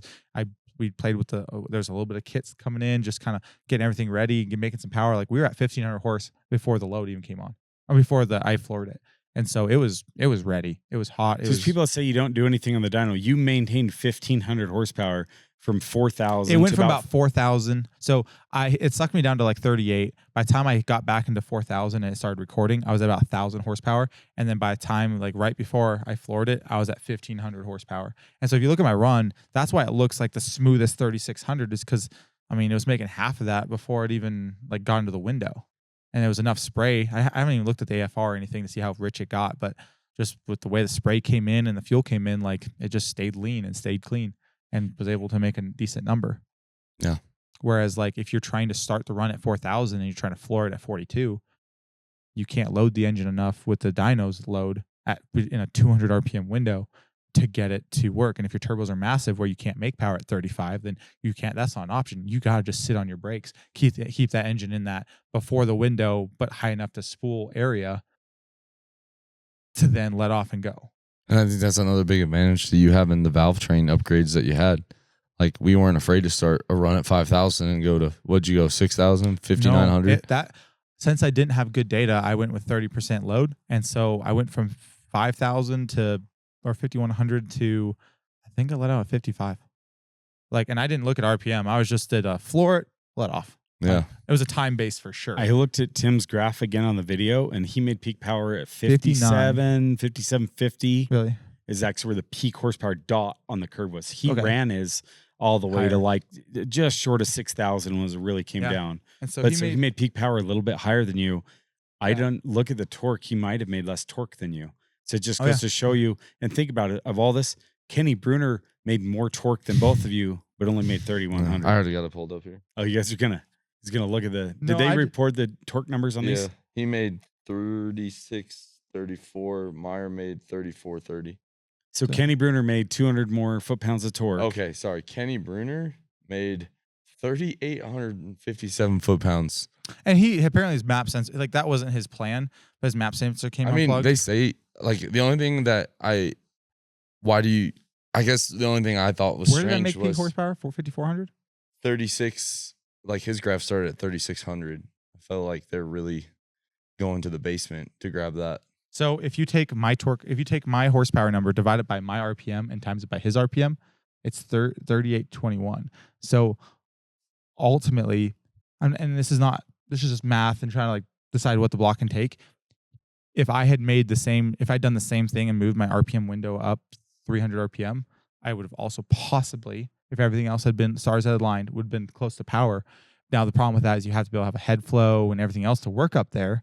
And so, I mean, I think I did okay. I kind of played it more safe and didn't try to go crazy RPM, but it worked. Let the record reflect that this man still has not made 2,000 horsepower on a Superflow dyno. Yeah, He went from quite the jump. 19 to 3,000. So I made 18, 19 many times. Yeah. So I was ready. So that was pretty cool to it's like still say you doesn't skip the twos. not even didn't even go to 3,000. Like that's like you're knocking on. He went into higher. the 35 plus range. You Yeah. know? Don't That's cut him I mean short. that's pretty cool, and that like just shows the recipe is there and it works. But anyway, we talked about dynos, So went through the dyno. So now we're getting ready for day 3, which is sled pull day. and this was like The worst day of the These entire guys- weekend. these guys were great. They freaking, I mean, I got back and immediately, actually, I didn't even drive it. I always told Josh, I was like, if I smack 3,000, bet you're driving it back. I drove it back. Because I ain't doing it. Like, Actually, first I had to call you to figure out how to hotwire that thing. So, okay. If you watch the live stream, there's some stuff like, oh, the truck's not wanting to start, trying to figure it out. And you're talking about hot wiring some crap. So my transmission that I run in my truck is a 48 RE. It's a 48 RE neutral safety switch, 48 RE the whole way. My dyno trans was actually Todd's trans out of his Cummins cart, which we swapped over to all 47 stuff. My neutral safety switch did not plug in to his transmission. And so because of that, I couldn't plug it in. And I knew that I was going to swap it. And I was like, F it. Like, you don't need a neutral safety switch for the dyno. I was like, it's fine. I was like, when I set up the programming originally, I knew I didn't want to have to rely on a 48 RE neutral safety switch because they're not exactly the most reliable things in the world. So I set up a TPS safety. And so if my neutral safety switch ever did not work, all I'd have to do is give it 20% throttle and it would start. And so that way I could never be left stranded because my neutral safety switch didn't work. So when we swapped transmissions, I just knew I had to give it over 20% throttle to start. And I was like, it'll be fine. Don't worry about it. When I left it in lockup for you, put it in gear, it died. It couldn't start because you didn't know how you had to give it 20% throttle. And I didn't think to tell you. But anyway, so the truck wasn't broken. It was as designed. Yeah, I drove that thing back to the pits. Now you just brought another thing before you go to sled pull. People are like, why did you swap the trans to the dyno trans? So obviously you did some stuff. What is different basically on the dyno trans versus the drag race trans that you can Tell us. I don't want to say like, oh, like the dyno trans is a dyno only trans. It could not have a prayer of doing anything else so aggressive. It was untested on the drag strip. I did a lot of new, like there's more pressure, there's more clutches with the clutches, the clearances. Like I, first of all, wanted the dyno trans to be as healthy as possible. I didn't want to possibly get anything hot if there was a no clearance hot issue. spots from drag racing or something. Yep. And I wanted to have, so Some people don't realize when you're drag racing and you're in first gear, the third gear clutch is just sitting there gliding. Whatever clearance it has is what's keeping it from getting hot. Yeah. And so when you're drag racing and you're bumping and all that there's stuff. bumping, there could be stuff moving around and doing stuff. And then when it shifts under power into third, it could slightly glaze the clutches a little bit. Maybe you lose 5% of the coefficient of friction. Mm-hmm. Not a big deal in the drag racing, because if anything, it might help you. Maybe it makes you not lose the tire on the shift. On the dyno, you want zero slip, because any slip is lost horsepower score. Yep. And then with all the Josh's stuff with slipping transmissions last year, I wanted to just know I had a healthy transmission. I thought I thought the drag race transmission was going to be flawless, honestly, and it was going to get us through drag racing. And I felt like it's just the responsible thing to do to swap the transmission for the dyno, because I was confident that even if it slipped a little bit, it would not slip enough to hurt it. And then I would be confident going into the sled pull with the same transmission. If we tried to risk it, run the dyno trans, and then it failed, now we're having to do a chassis swap, possibly an engine swap, and a transmission swap. And so I just felt like getting the transmission out and in on the dyno. And like I say, it was not tested. And one other little secret I just thought about as you're talking about this. So because you decided to put this dyno transmission in here that's a little bit more built, we'll call it. Not that it's more built, it just has a little bit of different clutches and stuff in there. It's more built. More built. The T case, you drag race with a DLD, a light duty transfer case that you've gutted the low range out of, so that it's as light as possible. Light as possible. And people that aren't familiar, the light duty transmission or transfer cases have a little bit smaller shaft. The output shaft's a little bit smaller. The chain for 4-wheel drive is smaller, which isn't a problem with, a dyno. But if you think there's a chance of breaking the yoke at the drive shaft, you'd want the fatter option. And so because we were swapping transmissions, I was like, I pulled Todd's trans out to be able to refresh it and make it into my dyno trans. Well, that also left me with a DHD transfer case, because that's what he runs, as well as a brand new drive shaft I had ordered for him, because he had a big, thick steel one. I was like, if we're going to pull the transmission anyway, you got to pull the transfer case off. Might as well slap a different transfer case on there. So we swapped from the DLD in drag racing to a DHD. About killed me, but for the dyno, just because you wanted the better shaft. I wanted the better shaft. I just there's just so much writing on all this crap. I didn't want to question it. It might have actually hurt your power, because the DHD's heavier, and so technically it sucked up some of the horsepower to accelerate the weight of it. But but it might only been 5 horsepower. It's hard to know. Yeah, and so we didn't even put a front drive shaft back in it. I'm pretty sure. No, we're like, F it. The guys were really excited about that too. Yeah, it's great. Yeah. And so then we put the DHD into it. And that was dyno day. Do you want to talk any other strategies you did to get ready for dyno, or not really? I saw some weights jangling on the back. Yeah, we hung some weights on the back. We had a pretty sick weight rack for the back of the chassis. Made that powder coated suitcase weights. I know. I don't know what you're paying this guy, but it's freaking. The budget. Pretty sweet. Rob over there did a really great quick job. Strategy. Why do you put weights for the dyno? So my original thought was, when I got rid of my bed, we had some slip before with radials, so we used to throw a couple of suitcase weights at the very back of my bed. And then when I went to fiberglass bedsides, I was like, man, I just lost 300 pounds, of the bed plus the weights.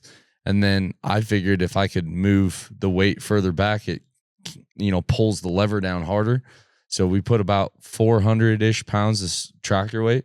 Just really encourages the radial to go into the roller. Just all for more static traction that you don't have ever to since get I out gutted of my bed, I've struggled on our dyno to get to So you've noticed a traction difference with the weight. Yeah. So now there is a rolling resistance difference we've seen on some trucks, but at the end of the day, if you can't hook up to the roller, there's no point in doing it. There's no point. And that's what the challenge is. A lot of people hub dyno, engine dyno. Part of the challenge of the chassis dyno is taking the power that you're making and getting it to be measured on the roller. Yeah, and people are like, oh, well, it's hard. You want to even the playing field? Let's use a hub dyno me, bro. And I'm like, Yeah, it's hard. It's hard to make power on if a you do a chassis hub dyno. dyno, like at that point, it's just Ryan Milliken competing against himself 5 times. Like, what does it matter? Yeah. Like, it's the strategy that comes. I will into say it. hub dynos read about 15% higher too. So if they did switch to a hub dyno, all the scores would go higher. Yeah, And it'd take a lot longer too. You got to bolt all the hubs. yeah, Yeah. But I think that's part of the fun or the challenge. Yeah, that's what makes it. Yeah. yeah. I think back at like the Godfather days where Will had what'd you put, like track prep? Yeah, I was putting PJ1 track bite on Terrible the idea. trying to get- Yeah, you guys are wondering. it works good for one hit, and then it turns Not into even. just a slimy grease ball. Not even. It was Yeah. terrible the whole time. But- And then we moved to sled pulling, and this is what was really cool because we brought. I mean, if you don't know, like we brought a freaking. It was a chassis, and it was I would Subframe. say, sorry, Subframe. it was a subframe bracing. Racing. It was like I want to say the talk of the event, like especially on Sunday afterwards, like after we sled pulled. I couldn't go on Facebook without seeing a bunch of different angles and everything of the truck dude, in sled pull chassis. in Cut sled pull form. tires, second gens. Like all that was missing was a mullet. we got, And oh, you dude, were- we got, Dude, you were there. Chase Fleece was in the pit, Oh, like yeah. checking it out. Like apparently, I mean, dude, there's like so many people that came over just like try to ask questions like, how the crap is this going to work? I'm like, honestly, I don't know. Like the 1320 guy was like, wait, he asked me, he's like, so you built this? He's like, how does that, like, how do you think this will compare to your previous Was this sled Fred, pulling? like Redbeard? Yep. Yeah, Fred. Yep, Fred. And he's like, how do you think this will compare to your previous, like, sled pulling experience? I was like, oh, I've never sled pulled before. He's like, what? I was like, yeah, I've never done UCC before. He's like, and you built this to put under that? I was like, yeah. He's like, dude, this is gonna be sweet. I was like, I know. Like it was cool. And then, I mean, you guys freaking got the swap done. Like it was not bad. Like I didn't have time to actually fully test it with everything welded and drive shafts and everything. I never drove it, but Dude, you measured well. if Like it, if you it- measured 5 times and we said it once. Like it was good. it worked, and that was Yeah. it was sweet. Like, We didn't She had fight this it. little subframe assembly that had the rear axle was a SQHD out of like Yep. a dump truck. The front axle was a Dana 60 heavy High duty, pinion, high pinion, had 488 gears in both, correct? And I was originally gonna set 48 the welded solid, had Lincoln locker front and rear. No actual lockers were no dollars were spent on that. It's and dude. that could have been stuff that I welded, so you might want to check those welds. I was going to, but I ran out of time. But yeah, and then we like, I mean, I didn't even have time to like normally you weigh the front of the truck and figure out how much weight is on the nose. I didn't have time to do that, so I just did math. Like I you said, were pretty good. I You were knew pretty that- close. You were 100 pounds light. I was was shooting for about like 100, 200 pounds light. Then we added the water injection. That's another thing too, is we didn't even have time to do the water injection before we left. And Will's like, dude, he's like, I think it's a good idea. And so I was like, well, we don't have time to do it, but I'll bring this rod of 1x2 material with some wire, some cable, the pump, the nozzle, the nitrous lines to be able to plumb it. Like if we decided we want to do it, we'll have the stuff to do it. And sure enough, we brought everything we needed. And we decided Todd helped a little bit. That's, Todd, I yep. saw Todd working on Todd his- helped that. And that was another thing too, is we got the whole sled pull chassis swapped, and there was some talk about our sled pull hitch not being legal. And so after looking at it more, I think where I messed up is I put the real tires on it was close. Like it was like It was borderline. 0.8 degrees. So it's 0.8 degrees, but also it was a little far forward. Like the hitch point, like there's a on that like drop bar. What do you call Axle it? center line. Yeah. There's that bolt is supposed to be centered or behind the center line of the rear axle. Well, it was like a little bit forward. And so like even Chase Fleece came over there and said like, this doesn't really matter. Like, it's not like there's an advantage to this. Like this would probably pass tech on a normal sled pull track. He's like, but like, yeah, it would suck. And so I was Suck like, if it somebody's- kind of bugged me because I'm like, how did I mess this up? Like Yeah, I how did you measured mess it the up? crap. What I happened? realized I set everything with the bump stop. Like I didn't have the real bump stops in the front, but I measured and I set 2x4s. And so I tried to replicate that. So I think that was close. I think my problem was, first of all, I used different dollies front and back. I didn't account for, and I think there was some height differences there. Okay. And I didn't do it at the tire pressure. I used the right tires, not the right tire pressure. Gotcha. And so I had the rears were low because those things didn't hold air. So they were low, and the fronts were full because they did hold air. Those front tires are way nicer. And so when you go to sled pull trim, you flip flop. The fronts are stupid low because of all the weight on them, and the rears Air 'em are up a little bit. full or a half full or whatever. Like Yeah. they look full compared to the flat that they were. And that is where I messed up. And so that pivoted the whole chassis over, which moved the center line. And so when you use we made a plumb bob out of a broken 35 spline and some string, and we were like, yep, it's too far back. And then you guys freaking angle findered because you can only have a 25 with our degree cell. angle. I mean, keep in mind, guys, we're doing this with our cell phones here. And like we were pumped because we're like, dude, it's 7 o'clock. We're basically done. We've been going to bed at 3 a.m. Like we're gonna be able to sleep. I even told my wife, I was like, we'll go to dinner tonight. Yeah, we'll go home plenty early. We'll you sleep. did not say that, did you really? Yeah. Oh yeah, Tessa told me we were supposed to go to dinner. I know, and I think she pretended to believe me. But anyway, but I mean, you, John, like the whole crew was like, if it's wrong, like we're gonna fix it. Like we'll be freaking damned. And I was confident in my cut. We're gonna get tucked. And so you guys started chopping, and I was like, dude, leave you to it. So you guys started chopping. We kind of talked about what's the best way to change the angle of everything and like fix everything was kind of on the line. So how to cut it and chop it. Instead of being in the gray area, put it positively in the safe area where any complaint, it'll pass. It was a mysterious challenge of maybe it would pass, maybe it wouldn't. And so you guys were like, dude, no, we've gone too far, err on the side of too caution. much. Yeah. And so anyway, you guys just started chopping. I was like, cool, you got this. Edge Thompson, who is like first time competitor, he's like 19-year-old kid, competed, threw down, has no quit in him. Yeah, finished all 3 events. Yeah, finished the event, placed pretty good. I believe. I think it was a top 10. I think he was 10th actually, maybe 9th. I think it was. Edge was good. Yeah. Edge is a good one. Good kid. And he came over and he brought his welding rig, his stick welder it was a sweet rig, and he freaking buzzed that thing for like 3 hours. To be fair, like he had quite the peanut gallery. Like all of those guys are welders. So like Edge's dad and Edge's grandpa. So there's 3 generations of Thompsons over there welding. So it was kind of interesting to watch how stick welders work. I mean, I saw a lot of beer cans rolling out from under there, and none of us were drinking in our pits. And I'm like, I hope people seeing this on YouTube don't think that Power Room is a bunch of drunks. But when you get a bunch of drunk welders together, it took 3 hours. But it took 3 hours to do a 1 hour job, but it happened. It fit the second gen lifestyle. Like it really did. Like it was great. And it worked. And because it's not as simple as just to weld the hitch different. It's like we have a whole drag race chassis that you're trying to work around. Yeah. And so it wasn't just simple like, oh, drop it, move it forward, rear back. But you left us enough margin on the cage and everything. Like we got it dialed. And I think Edge was very concerned about like if a weld broke, like that would ruin your weekend. So I feel like he took a lot of he triple time passed that and stuff. pressure. Like it held. Yeah, he run 60-11 roots and then he capped it with 70-18. I mean, he was like he told me he was like super nervous to weld that. Because he was like, man, if it breaks, I was like, yeah, Myer will probably be pretty mad at you. Like, I would have understood, but it looked great. And here I was wishing I had my Harbor Freight Flux Core 120 volt welder there. Yeah, we would have mobbed that. I would have welded that right up for you. Yeah, but yeah, so we got that. Not so like then that 7 p.m. night turned into 3 a.m. night, and so that was, I mean, slightly unfortunate, but because of that. You guys were doing that. I was like, cool, I'll work on the water injection. So I had to machine some fittings with a drill. And actually, we had a picture of me and Maury trying to lathe some parts with a drill and some pliers, drill and tap, drill, all that stuff. But we got it done. We got Todd the water was injection making some of it too. Yeah. Like Todd did a bunch of the mounting. Made the mounts. I wired it. Dylan plumbed it. Like I got him the fittings. Like it was, I mean, the whole thing was such a group effort, but we got it done.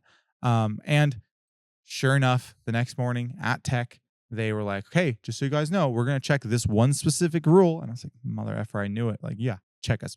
B. We're good. And that competitor may or may not have been waiting for us at the scale to verify that we were there. Hard telling, not knowing. Yeah. Anyway.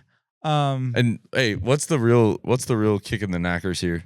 They didn't even check it. Not an angle gauge to be found when they checked. So I don't think the angle was the problem. I think the hitch center line. They didn't check that either. They didn't check anything. They checked the dude literally just swung the hitch height over and away you went. And I was like, literally, cool. We would have passed. Yeah, is the point. Oh yeah, we were well over every minimum. But then also shout out to, I was like trying to figure out how to do the water injection. The problem is the bungs for the water injection were right next to the nitrous injection, and I'm like, this could go really poorly. You know, you put sub-zero nitrous in next to water, like you can just bead blast inside of your engine. And so I was like, well, so I was talking to Dom, was in the other pit. I don't even know his last name. Dominic Ferrente. Density, speed, I just know him as Dom. But he was in the other pit helping Cody or doing whatever BSing with Cody. And he actually brought me a Starbucks, which really set the tone. I was like, yeah, today's going to be a good day. To be fair, he didn't actually give me a Starbucks. He got a Starbucks for someone else's, like one of those white girl drinks that was like, you know, It looked delicious. For it you. was Yeah. delicious. It matched your hair And he's color. like, "Oh, what do you actually want?" And I was like, "That looks great." but We have anyway, an audience tonight, in case you're curious. either way, he brought that. And I asked him, I was like, "How would you control water injection?" And he like kind of shared some of his concerns, and I was like, similar concerns. He's like, he just controlled it off a mile an hour, and I was like, "Huh, it's a good idea." And he's like, basically, you're confirming that you're making enough. Like if you go off RPM, you can hit RPM immediately. Well, because you're grabbing first, and then second later, like you won't have the mile an hour until later. So it like lets heat get in the pipe to where you're not gonna ice the water. And I'm like, kind of genius. So that's what we did. We told our line lock to turn on above 70 miles an hour because the truck didn't know it was a sled pull trim with a really low gear set. It just looks at the output shaft speed, assuming it's in high range. So we did some math, and that's about 70 miles an hour was 4,000 RPM in second. And then, so we had to turn on at 70 miles an hour, 40 pounds boost. We had 2 little water, like snow, meth, whatever nozzles, going in at 825 PSI with that pump. And it worked. The EGTs on the sled pull were like, they peaked at 1700. And a lot of times when you get the engine like really hot, it kind of idles a little weird afterwards.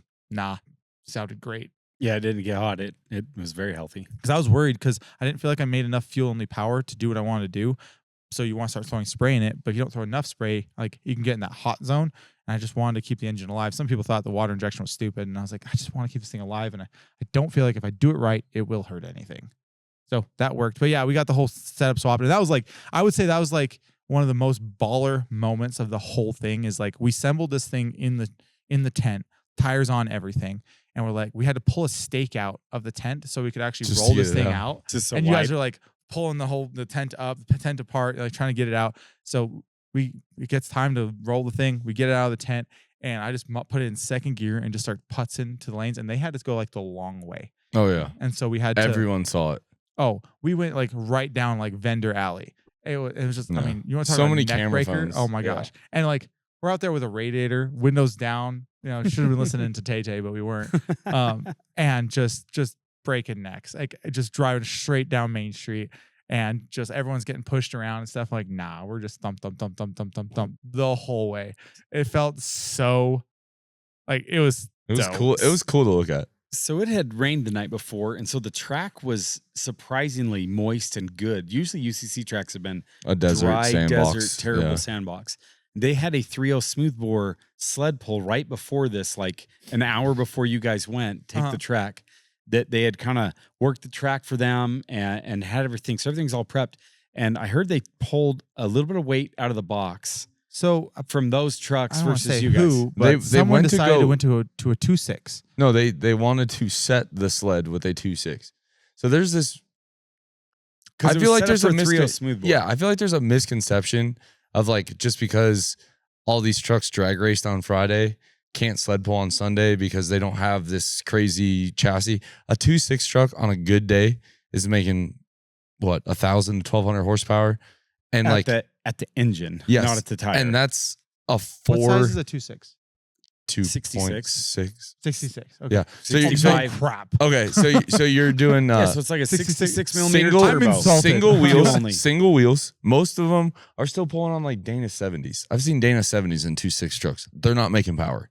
And then you have 3.0s, which you have a 3.0 smoothbore is what they were doing. 3.0 Which is like a smoothbore, 75 millimeter turbo, but there's no map groove. 14 maybe ish Yeah, a 100. couple of them are touching 15 now, but And those just are the top elite ones. DOT duals, which I feel like a 3.0, maybe even a 3.6 truck is a good place to set the sled. So they do the first sled pull. It's Tristan DeVries from Wisconsin, single rear wheel setup. He blew up his atmospheric turbo through the weekend. So he's a single 480, single cab, long bed. He goes 290 feet. And I'm looking at the people and I'm He like, actually he went full pull. He went 305. okay. And I was just like, 305 went full pull. yeah, and I was like, this sled is light. And they're like, it'll be fine. So then the Lucero brothers go up with my sled pull setup. Yes. And they went 347. 345. And they 347. let out. Like legitimately, Steve lifted and it coasted probably another 10 feet. And then they finally decided to reset the sled. So they changed the there's a couple ways to reset the sled. You could add more weight, and you can also change how fast the box comes up on the sled. That is the easier way. So they took 3 links out. They said it should. Oh, sorry. Go ahead. Yeah, no, you're right. Oh, they said it would take 30 feet out of the sled. So if the Sarah Brothers went 345, now it should be 315.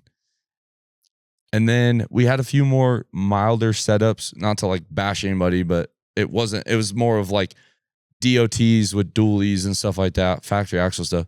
And then Myer shows up. Did Kenny Bruner went right before Myer? I thought Kenny was after. Kenny was after. Yeah. Kenny was like actually funny. Like Kenny, like I went to Kenny, like say, hey, good luck out there, whatever. And he's like, dude, does this sled seem like really light to you? And I was like, kinda. And he's like, dude, like what? What's coming from the one guy that sled pulled once has no idea what a sled's supposed to be. I was like, I mean, the guy looked like he was going pretty fast. Light work, yeah. I was like, kind of looks light, and I was like, I don't really know. He's like, dude, I don't know what to do. He's like, we're trying to decide like what the strategy is. I was like, I just had this conversation with my team. I was like, in tech, like in the driver's meeting, they said like, oh, there's no bounds, whatever. Like, don't hit the wall, don't hit the track. Like, but they say the white lines are not a disqualification. There's no out of bounds. Like, just don't hit the walls, basically. And I was like, what about the fence at the end? And she's like, she laughed. She's like, you're not hitting the fence. And I was like, okay, cool. But like, what if I do? And she's like, I promise you'll stop. And so I was talking to Kenny. And I was like, he's like, dude, what's your strategy? And I was like, I don't know. I was like, I just had this conversation with my team, and I was like, she promised it would stop me, so I have faith. Like, and to be fair, it stopped. Myer stopped because the sled driver applied the brakes. So there is a couple of safety features that the sleds have. So like Myer probably could have continued.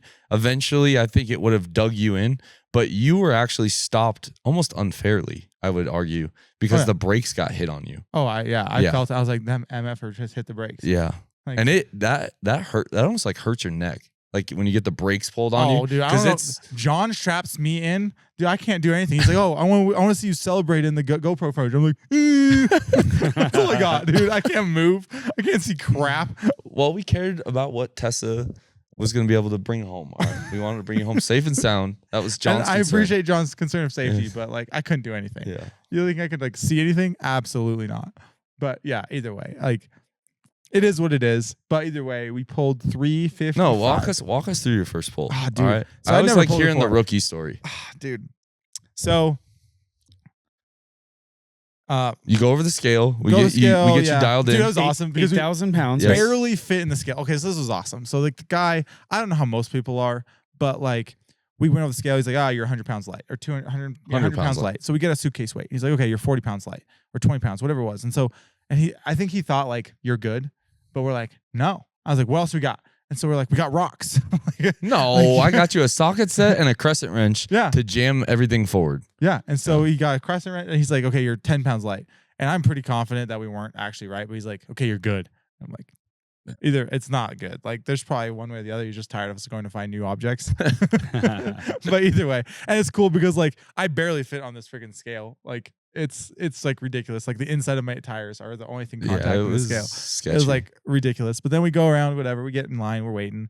People pull, whatever. And I was talking to a couple people, but Ziegler came by, and he wasn't competing anymore. He was done. He was out for the count, and he kind of just he gave me his thoughts about how like Dick CPECs are a very hard tire to drive, and I'm like it could go very wrong, whatever, and his thoughts. And I was like, I don't know. If Todd did it, like I can do it. Like it can't be that hard. I was like, have you had this much surface area, whatever? But he said that like the best thing you can do is just milk it out. Like don't try to hit it too hard. He's like he said that they're very susceptible to just like hitting it too hard out of the gate. And I know I'd heard that multiple times, and I'm like, you know what? I was like, so that was the straw that broke the camel's back. That was to be fair, I left. No, he can be on your team next year. You said that too. Everyone said that. Yeah, like, but that was the one that tipped the scales. I'm trying to give credit where credit due. He was trying to help me out. Who did you not listen to? I didn't even want to. You wanted to do a trans rake. You wanted to do a trans rake launch. launch. I feel like we should bolt that back on and just test it, like for the data. Just for the data. With No, Will's bulldozer. Either way, I meant to leave soft. I left way softer. Like, I don't know, like just the tires or what. I could not tell if I was moving or not. And if I'd paid more attention, I could have got to like 5 pounds boost and then started to go. But I was just like, You didn't have rear brakes though, and Yeah, that made it it was hard. Like I do think a pinion brake like Kenny had I'm tempted to. would be a good improvement for next year, because then you might be able to spool her a little bit, you know? I think I could have spooled it more than I did because yeah, first gear is like super low, and I could also like spool it in third and then pull it to first when I'm ready or something. You know, like there could have been ways I could have done it, but either way, I didn't. I basically left on 0 boost. Or don't change the strategy. Just hold the trans brake button for a little bit and spool it, and then let go of the trans brake. It's that easy, folks. I mean, I don't think 5 I'm just PSI would trying to hurt think anything. of like this dinky little forward clutch and the sprag and a low reverse band. I'm and watching. then I'm watching it go down the line, go through this billet SCS to these 6-inch rear drive shaft, the 4-inch front, and then just these ginormous tires. And I'm just like, that poor My brain transmission. says it's fine, but I wasn't as confident when it came down to it. So I was like, F it. I actually, yeah. Either way, so I meant to roll out with a very little boost. Really, I'd never really fully tuned the truck to be able to spool well. And so when I floored it, it was too much fuel and like snuffed it really bad. So it should be able to come up. And my nitrous strategy, I don't know what was wrong or what was different, but it was supposed to kind of help come up better than it was, but it didn't. And so I was kind of like fuel only, getting the first couple pounds of boost. Once I got that, then the nitrous kicked on. And once it kicked on, like you can look at the video, like it was ready. It went. And so then I actually just started shifting it basically as fast as I could shift it. Cause you said like, oh, give it 1 Mississippi, 2 Mississippi. Like with how much power it's making, I was like, it's ready. And so I went second. And then I was like, oh crap, lockup. And I was like, okay. Then I went third. Then I hit lockup and then I just freaking powered down the track. Oh, that would have probably started the bouncing that we saw. Oh, either way. Because like the whole concept is you're trying to get your wheel speed to match your ground speed. And that's why it's so important to like give yourself a little bit of time in between the gears. I'll show you the data log. Like it went from first to third locked somewhat quickly. Yeah. And but that would make it bounce really bad like that. It could. Yeah. But I also had a button on my steering wheel that was going to like help, like if I felt like I needed more at some point, I could hit it. That was a good idea, poorly executed, because I was so busy trying to steer that dang thing. Like I didn't have a chance of being able to hit the button at the same time because the power steering pump is just a Volvo pump and it was not enough pressure. Those tires are so freaking wide and it's locked and everything, like so much. Like I could kind of steer it, but at the very end when I really needed it and it veered, I couldn't do anything. Like I was not going to let go of the steering wheel with a button and let go of the steering wheel with a hand and hit a button. So I don't know how to control that in the future. Need to probably automate it more. Like shoulder button. I see like one of those like jaw ones, like where it's like that's what I need. Yeah. That's Ask your yourself, power. what would John Strado do at the starting line? He'd definitely get one of those munchers. So it goes down the track. So it always talks about sled pulling. You get this feeling of raw power. Did you get that feeling or not really? Was it kind of? No, I did not get the feel. Like obviously it felt like power, but it didn't feel like I was kind of ready for. I mean, maybe Todd like overhyped it or something to me, but like I would say if you want to feel raw power, try 2,600 horsepower down the track. Like that feels good. I don't know. I would take sled pulling over drag racing every day that ends in Y and twice on Sunday. I mean, it was bouncing too, so maybe the main G's I felt were up and down. Yeah. That's probably not normal. But like, did you remember to start the draggy and get us the time? I did not get draggy. I did navigate to Texas Roadhouse. Oh, this man for sure hops out of the truck. I was like, I didn't quite make it, and flips his phone around, and there was Google Maps to Texas Roadhouse. I promised Brandon would do it, and he asked me, he's like, hey, dude, congrats. And I was like, dude, it's telling me left turn. Yeah. And we did end up at Texas Roadhouse. I did. Later that night. So you went down the pole, 355 feet. Nothing's broke. It's awesome. What's funny is I didn't know how well I did. I was like, man, this is not the fence. Like, I hope that's enough. And everyone else was like ecstatic. I'm like, cool. And so, yeah, the guy hit, I mean, yeah. Yeah, and we unhooked him.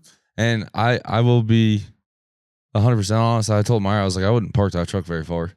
Because normally they've actually asked us in previous years to bring their trucks back around for pictures. Yeah, they didn't this year, but we parked it. And we, like, I got to say, I think we put it in a gangster spot because the only way to put it in the spot we did is for it to run and back up on its own. Yeah. And so we backed it into a little parking spot, just like really flex on people that this beast still runs and it runs under its own power. And dude, it was like John, like I went around like talking to different people, shaking hands, like kissing babies. Like, and I wasn't trying to be cocky, but like I placed in the money for sure. Like it did okay. Like we were winning the sled pull that day. The question is, was it enough to beat Poor Boys and whoever else, Kenny or whoever could come around me? And So we were just like people talking, congratulating, like, dude, like great job, whatever.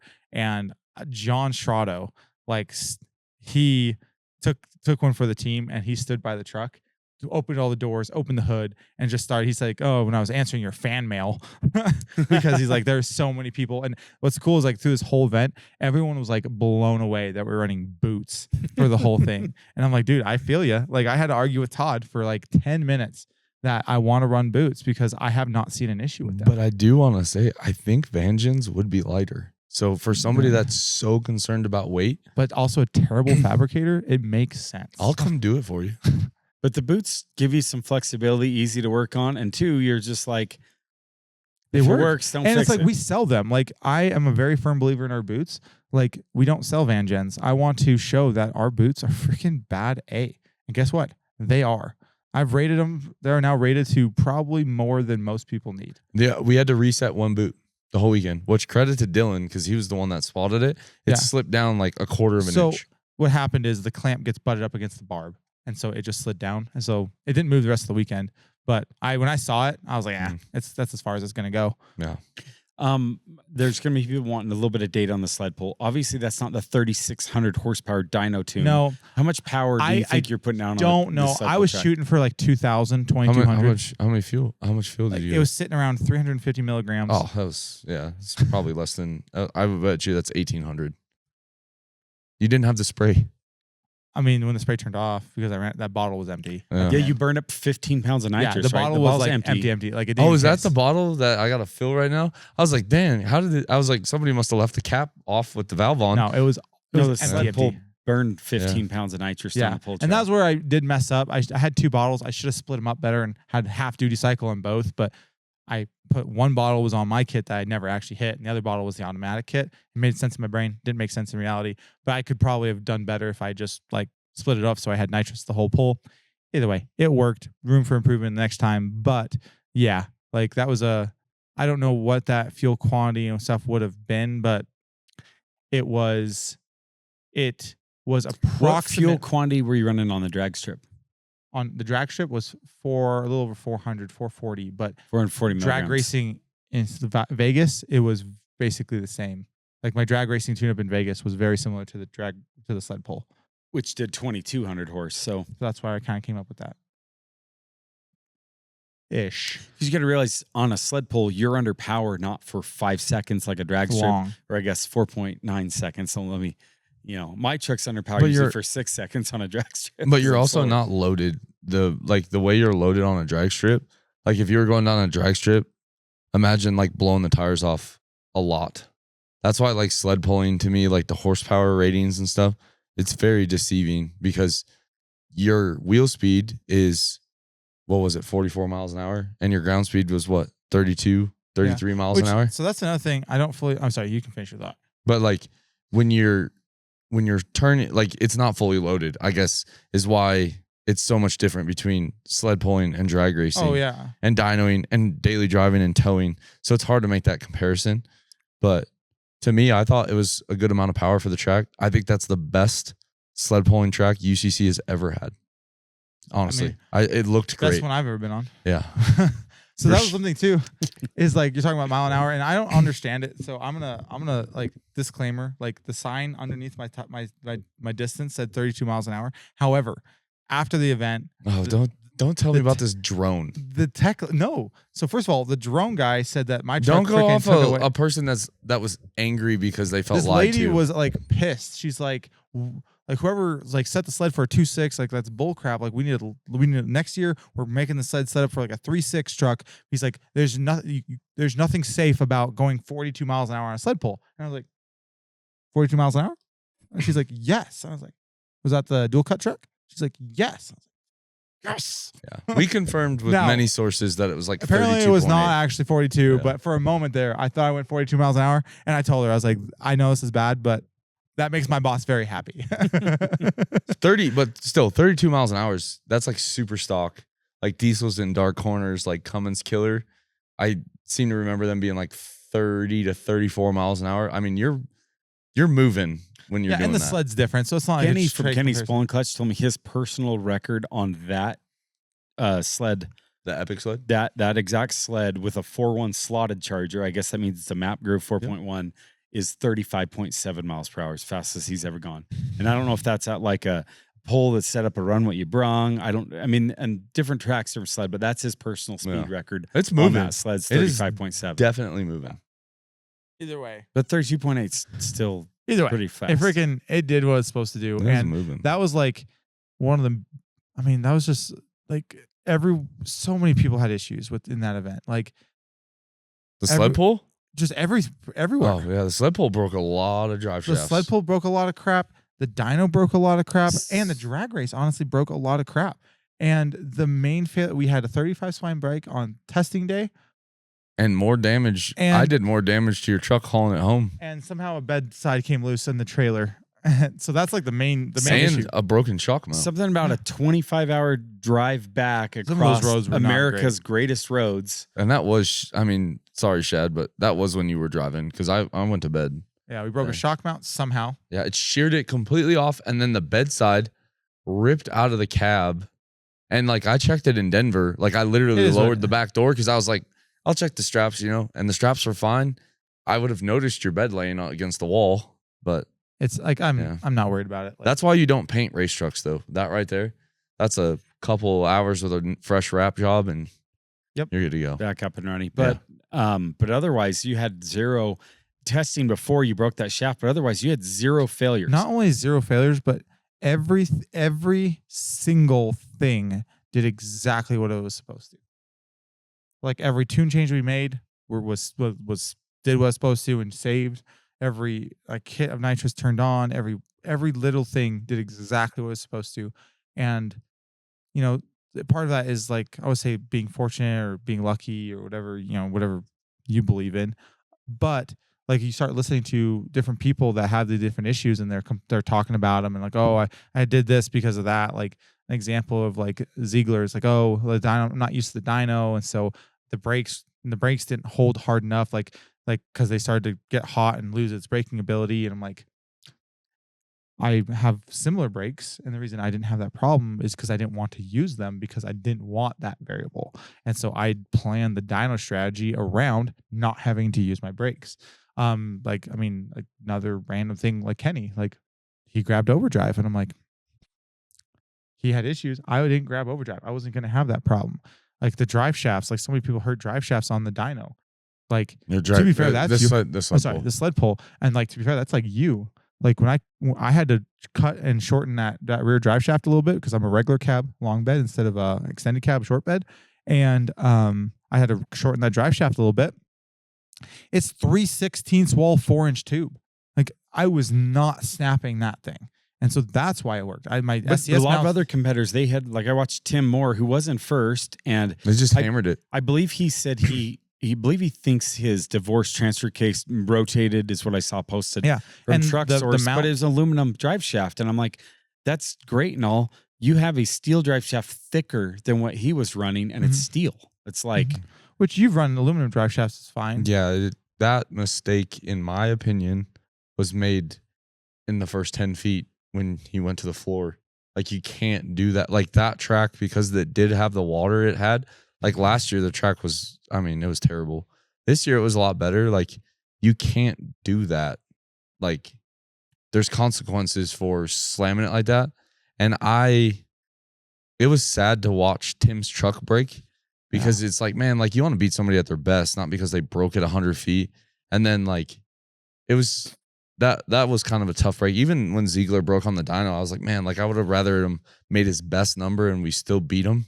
Just like Tim, like it would have been cool if he pulled the best he could have and Myer still came out on top. I feel like it would have felt better for everybody, Yeah. But I do agree. But like on the what dyno, we're getting on is we're not trying to pick apart their builds. It's just saying every one of these failures people have, if you look at it and analyze it, there's things we did to prevent that from happening. It's not like we just got, I don't say like we didn't get lucky. Like obviously there's some form of luck and being fortunate that happened.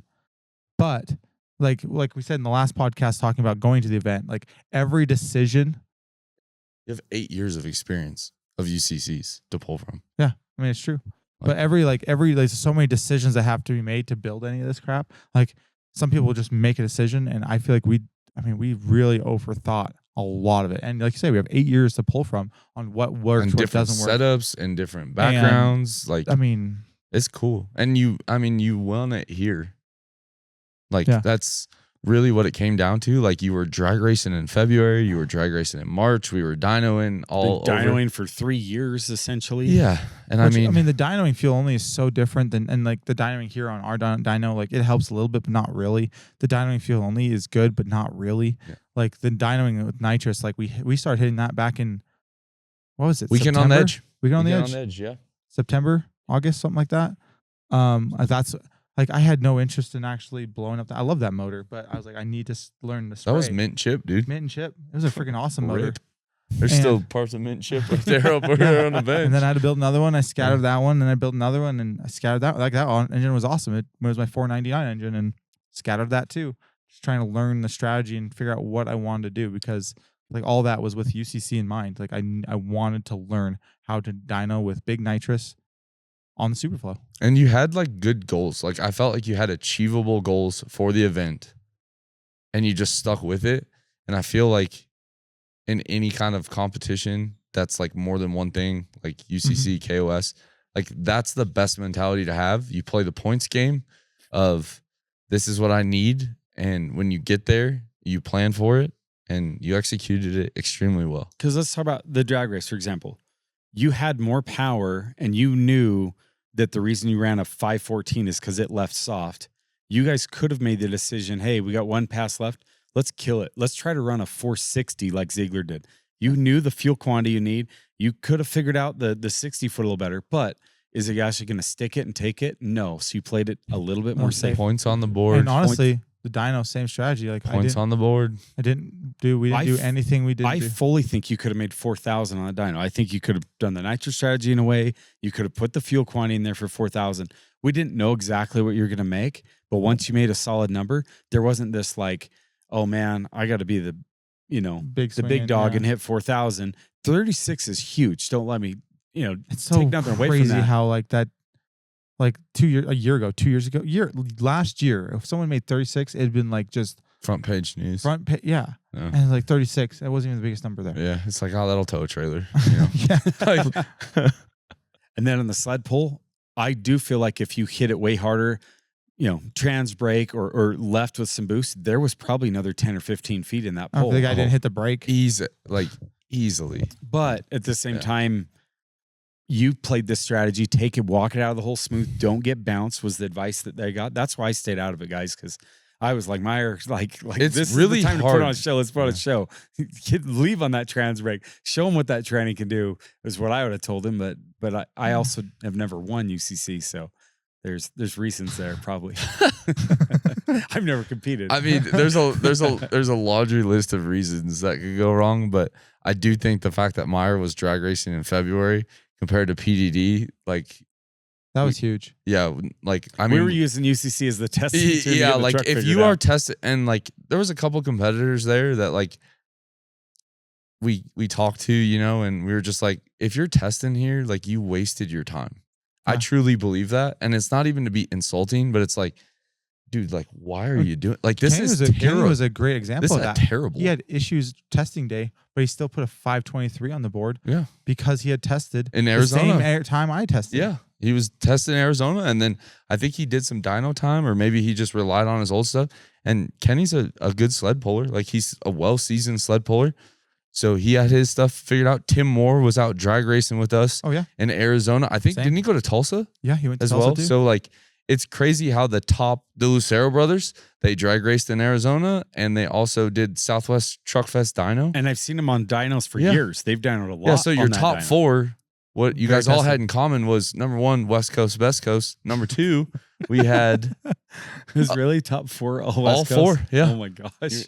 Yeah, and by the way, Dude, you Midwest boys need to get your act together, Yeah. all right? We caught up. They're gonna move the event back to Salt Lake if God, Tim I get would that figured love out. that. And then Tennessee was fifth. So Mike Brown was fifth. Then, hold on, wait. Idaho was sixth. Texas, Edge Thompson was seventh. Robbie Garcia, Texas, eighth. Justin Ziegler, Ohio, ninth. Shame. Tristan, Wisconsin. So there's one Midwest guy in the entire top 10. Unless you count, is Ohio Midwest?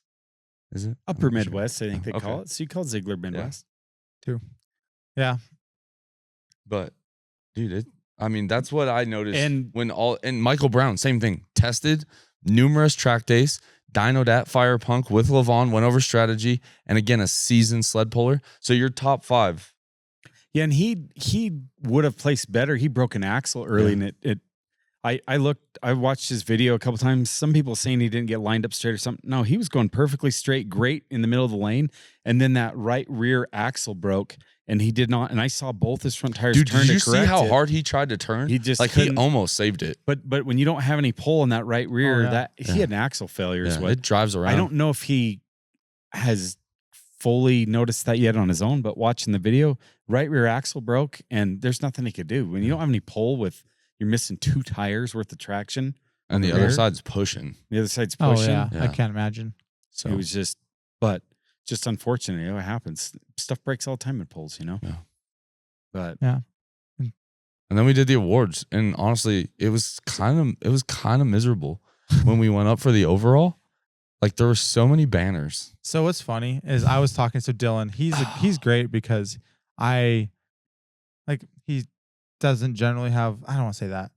I talk to him a lot. Like actually I would say I talk to him more than I talk to basically anyone else, because he at midnight he was out doing whatever. I talked to him a lot, and I was like joking with him. I was like, hey, so when we go, oh thanks, buddy. Look at this. Look, got the spinner here. it's upside down. Don't be. Champion. Oh, We're not dumb. champion? Yeah, you don't be dumb. So I was talking to him, and I was like kind of joking, and his wife was like, he was on speaker, and so his wife could hear whatever. And I was like, hey, so when it comes down to going to UCC, like make sure you bring some good like hiking shoes or something, because we'll have to go up and down that stadium or that on the podium like 4 times. So there's just a lot of walking that we're gonna have to do. So make sure you bring some comfortable shoes for Sunday. And he's like, dude, you are so effing arrogant. And I was like, obviously I'm joking.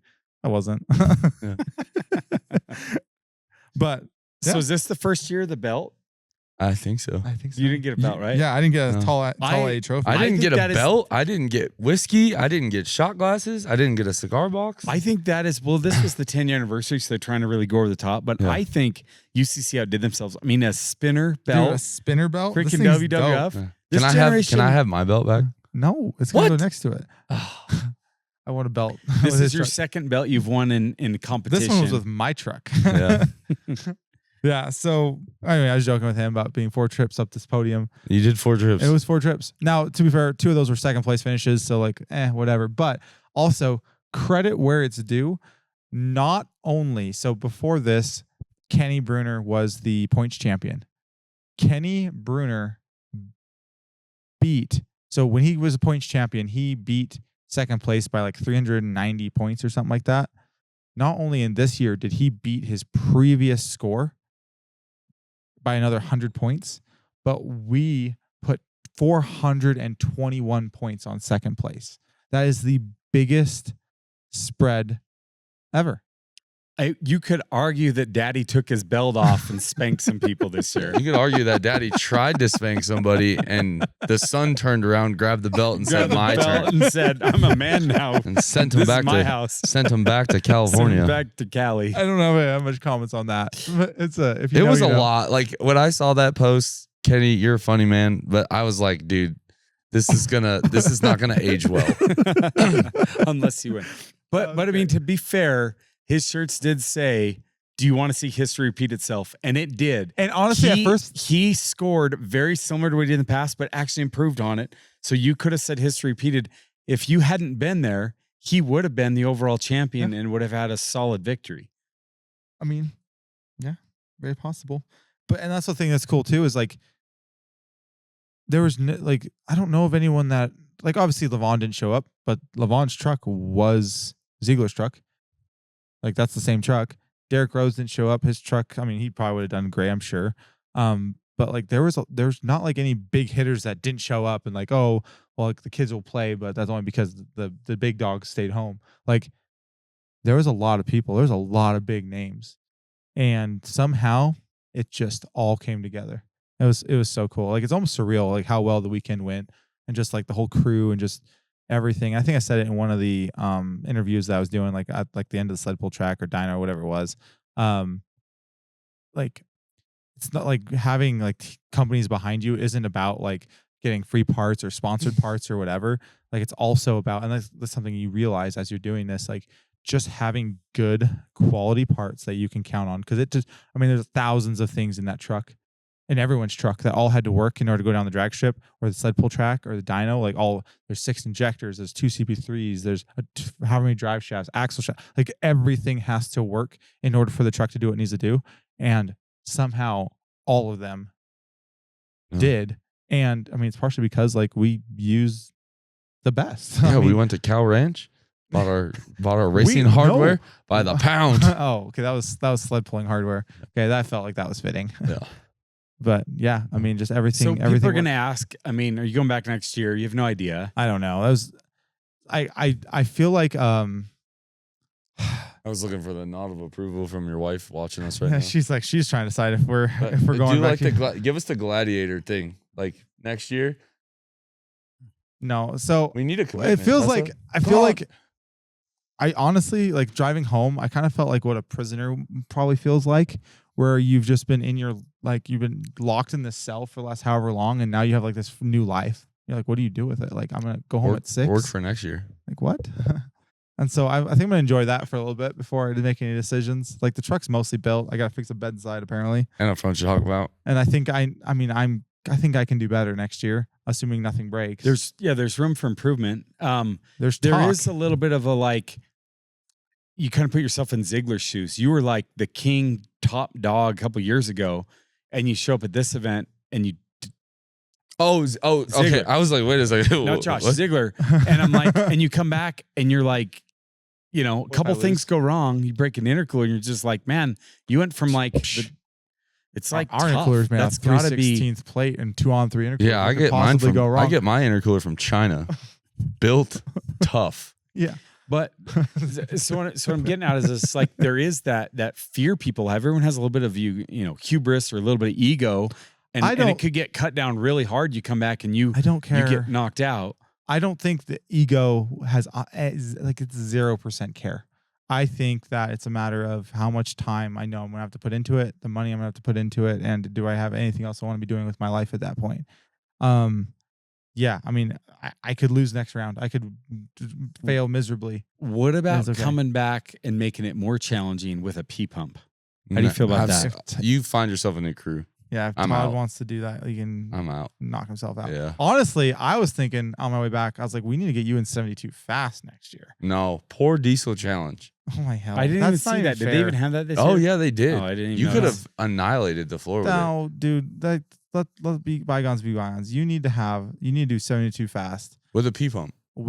No. What? No, if I'm going to send you fast, we're going to make it fast. It's not- I tell you not what, Will, 72 if you do It's not 72 slow. we should It's do a 72 slow where If it's the you same do- thing but P pumps. It's got to be. It's got to P-pumps be and 73s. It's gotta be Yeah. Steve pumps and F3s and VPs. Yeah. 72 slow. if- Dude, make it happen. If you want to do And 6 72 O's. fast, Will, I will come up here and I will personally make your piping kit.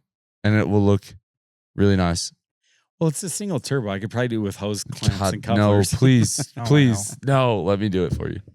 But I think 72 fast would so, be cool. so next year, don't really know. It's up in the air. People are going to ask you. You don't know. It's a year away, right? Or do you know if you're competing next year? Nah. I don't own a business. What I have if- no pride in it. What if they make it where if you are a previous champion, which you both are, the prizes are doubled? That's so what they instead of- did. It still wouldn't be worth it. That's like what they did. Didn't they? It was another 50%. So what if they like did 50% kicker. I'd probably compete against Myer. But the problem is I don't know how we do that because our pit crews are So there was talk on the way back about like, why don't we both go back? And then instead of just Yeah. taking number 1 spot, we just take the whole top. yeah, One 1 and and 2. That'd be pretty cool. That'd be gangster. Because our trucks are pretty plug and play, like interchangeable for the most part, like the hard parts. So the spares kind of cover both of us. Yeah. But I don't know if I really like it's a lot of work. Yeah. And like I it's the recognition for me, like 30-year-old me probably would have cared more. I'll bet you if they move the event closer, both of you would be very interested. Oh, if they and put Kenny. they put it in like Salt at Lake. Bandamere. dude, I'm or running 2 Vegas, trucks. Yeah. or yeah, Yeah. I'm gonna bring everything I own. Oh, if they did it in Vegas, I would bring a poor diesel challenge truck, a 72 fast truck, probably 2 UCC trucks. Yeah. Yeah. No, that'd be fun. So I feel like part of the negativity for you guys, that trip is hellaciously Miserable. long. And you got to Yes. like bring it all out there. Yeah. And then you got to unpack it. So first you got to Tetris your way there. Then you got to put, like, dude, it's a lot. And I mean, you have to, I like, left- get all your crew member out I there. left my house in California on Sunday at 5:00. It is now Tuesday night. I will get It's home been Wednesday a week at 2:00 later. in the morning. So you're Like- talking it's been 12 10 days. 10, 12 10 days. We And thank it's you. like, I don't mind doing it for Myer. Like, you know, like I'll do it again next year if you want. But like we were talking too about the pit crew and stuff like that. Like what it would take to do it for somebody somebody off the street. You'd have to pay me $10,000 to go do that. I mean, I'm not saying that they should do this, but really I am. If the top 10 were mostly from the West Coast, the best coast, Clearly it needs to why be over doesn't here. the event move back to the West Coast? Sounds like the Midwest boys don't care about winning UCC anymore. I mean, your or they last can't- three they did champs. sign a 3-year contract with Oh. Indianapolis I again. mean, contracts are did? made to be broken. Yeah, I'm not a huge fan of UCC and Indy. I'm really not. The Salt Lake one to me will always be the coolest one. Because it was like pure enthusiasts.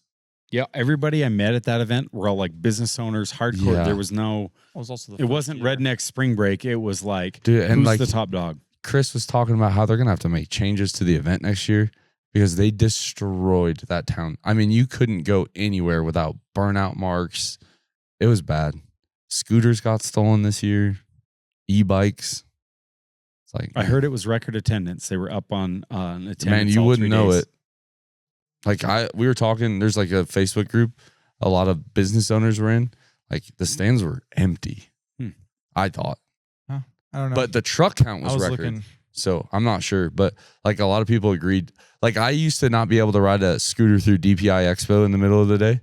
I could have gone full speed and not hit a person. Yeah, we weren't in the expo, so I couldn't Yeah. tell what the foot traffic Yeah. in there was. But But the actual gate attendance, Hmm. the event organizers told me we're up highest that That's they've good. ever had all 3 days. So means the event will keep coming back. But I don't know, Myer, if you want to do it again, I'll do it. I got to decide. Not like my truck, like I will.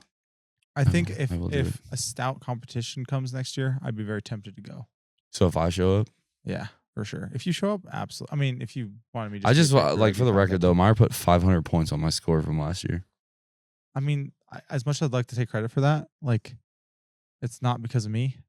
It's also because of like the Yeah. dyno So, stuff. like, Could For we no- talk? Could we talk about real quick? I want to have this on record on the podcast, Oh, no. mostly because like I'm a little cocky after this event. So they keep track of how many points you get for each event, and Myer had Drag Race Daddy good for 982.3 So- points. So Drag Race Daddy lost me 18 points. Yes. Okay. Then Dyno Daddy 1,206.7 points, and then Sled Pole Stepdads combined for 1,204.7. here is why we didn't get as many points as you got him. All right. He took Dino Daddy's advice and didn't leave on the trans break. If he would left on the trans break, he would have got 1,300 points in the sled pull, guaranteed. Okay. Looks like we are out of batteries. And guys, I'm running out of battery. we're running out of dude. batteries. Any final thoughts, real quick, before we wrap this down? I mean, I don't know. I don't want to sound like super cocky in this podcast. Like You're not. Don't worry. everything freaking worked, and I have so many people to thank for it. Like the guys in the crew, John for the drag race stuff, Josh John for the dyno was stuff. John was awesome. John was. I told so many Fantastic. people, like, if you go to UCC, if you can get 2 previous competitors in your pit crew, freaking sweet. Like, it is the best because they know. Like, I thought I was a good pit crew member for like you, You were. but I think knowing what I like, having competed now, I can do better. Yeah, John. Like, there's John just was little a things nice you don't little- think about, and just I could do better. Like even just like bringing water. Like that was something I always like. This time, every time we went somewhere, I kept bringing a backpack full of water bottles. It's like, Yeah. dude, you get hot in that truck. Oh, dude, it was Like I don't warm. care how cool as a cucumber you are, you get sweaty in there. Yeah, It's rough. but yeah, Oh, just guys. a lot of people think. Yeah. This was a ton of fun. Myers got a ridiculously long list of people to thank. And I'm not doing it here. 'cause And I he's will not going to forget do half it of here them. because we don't have time for it. But we appreciate you guys listening to this podcast and tuning in. And we'll catch you next time on the Power Driven Podcast.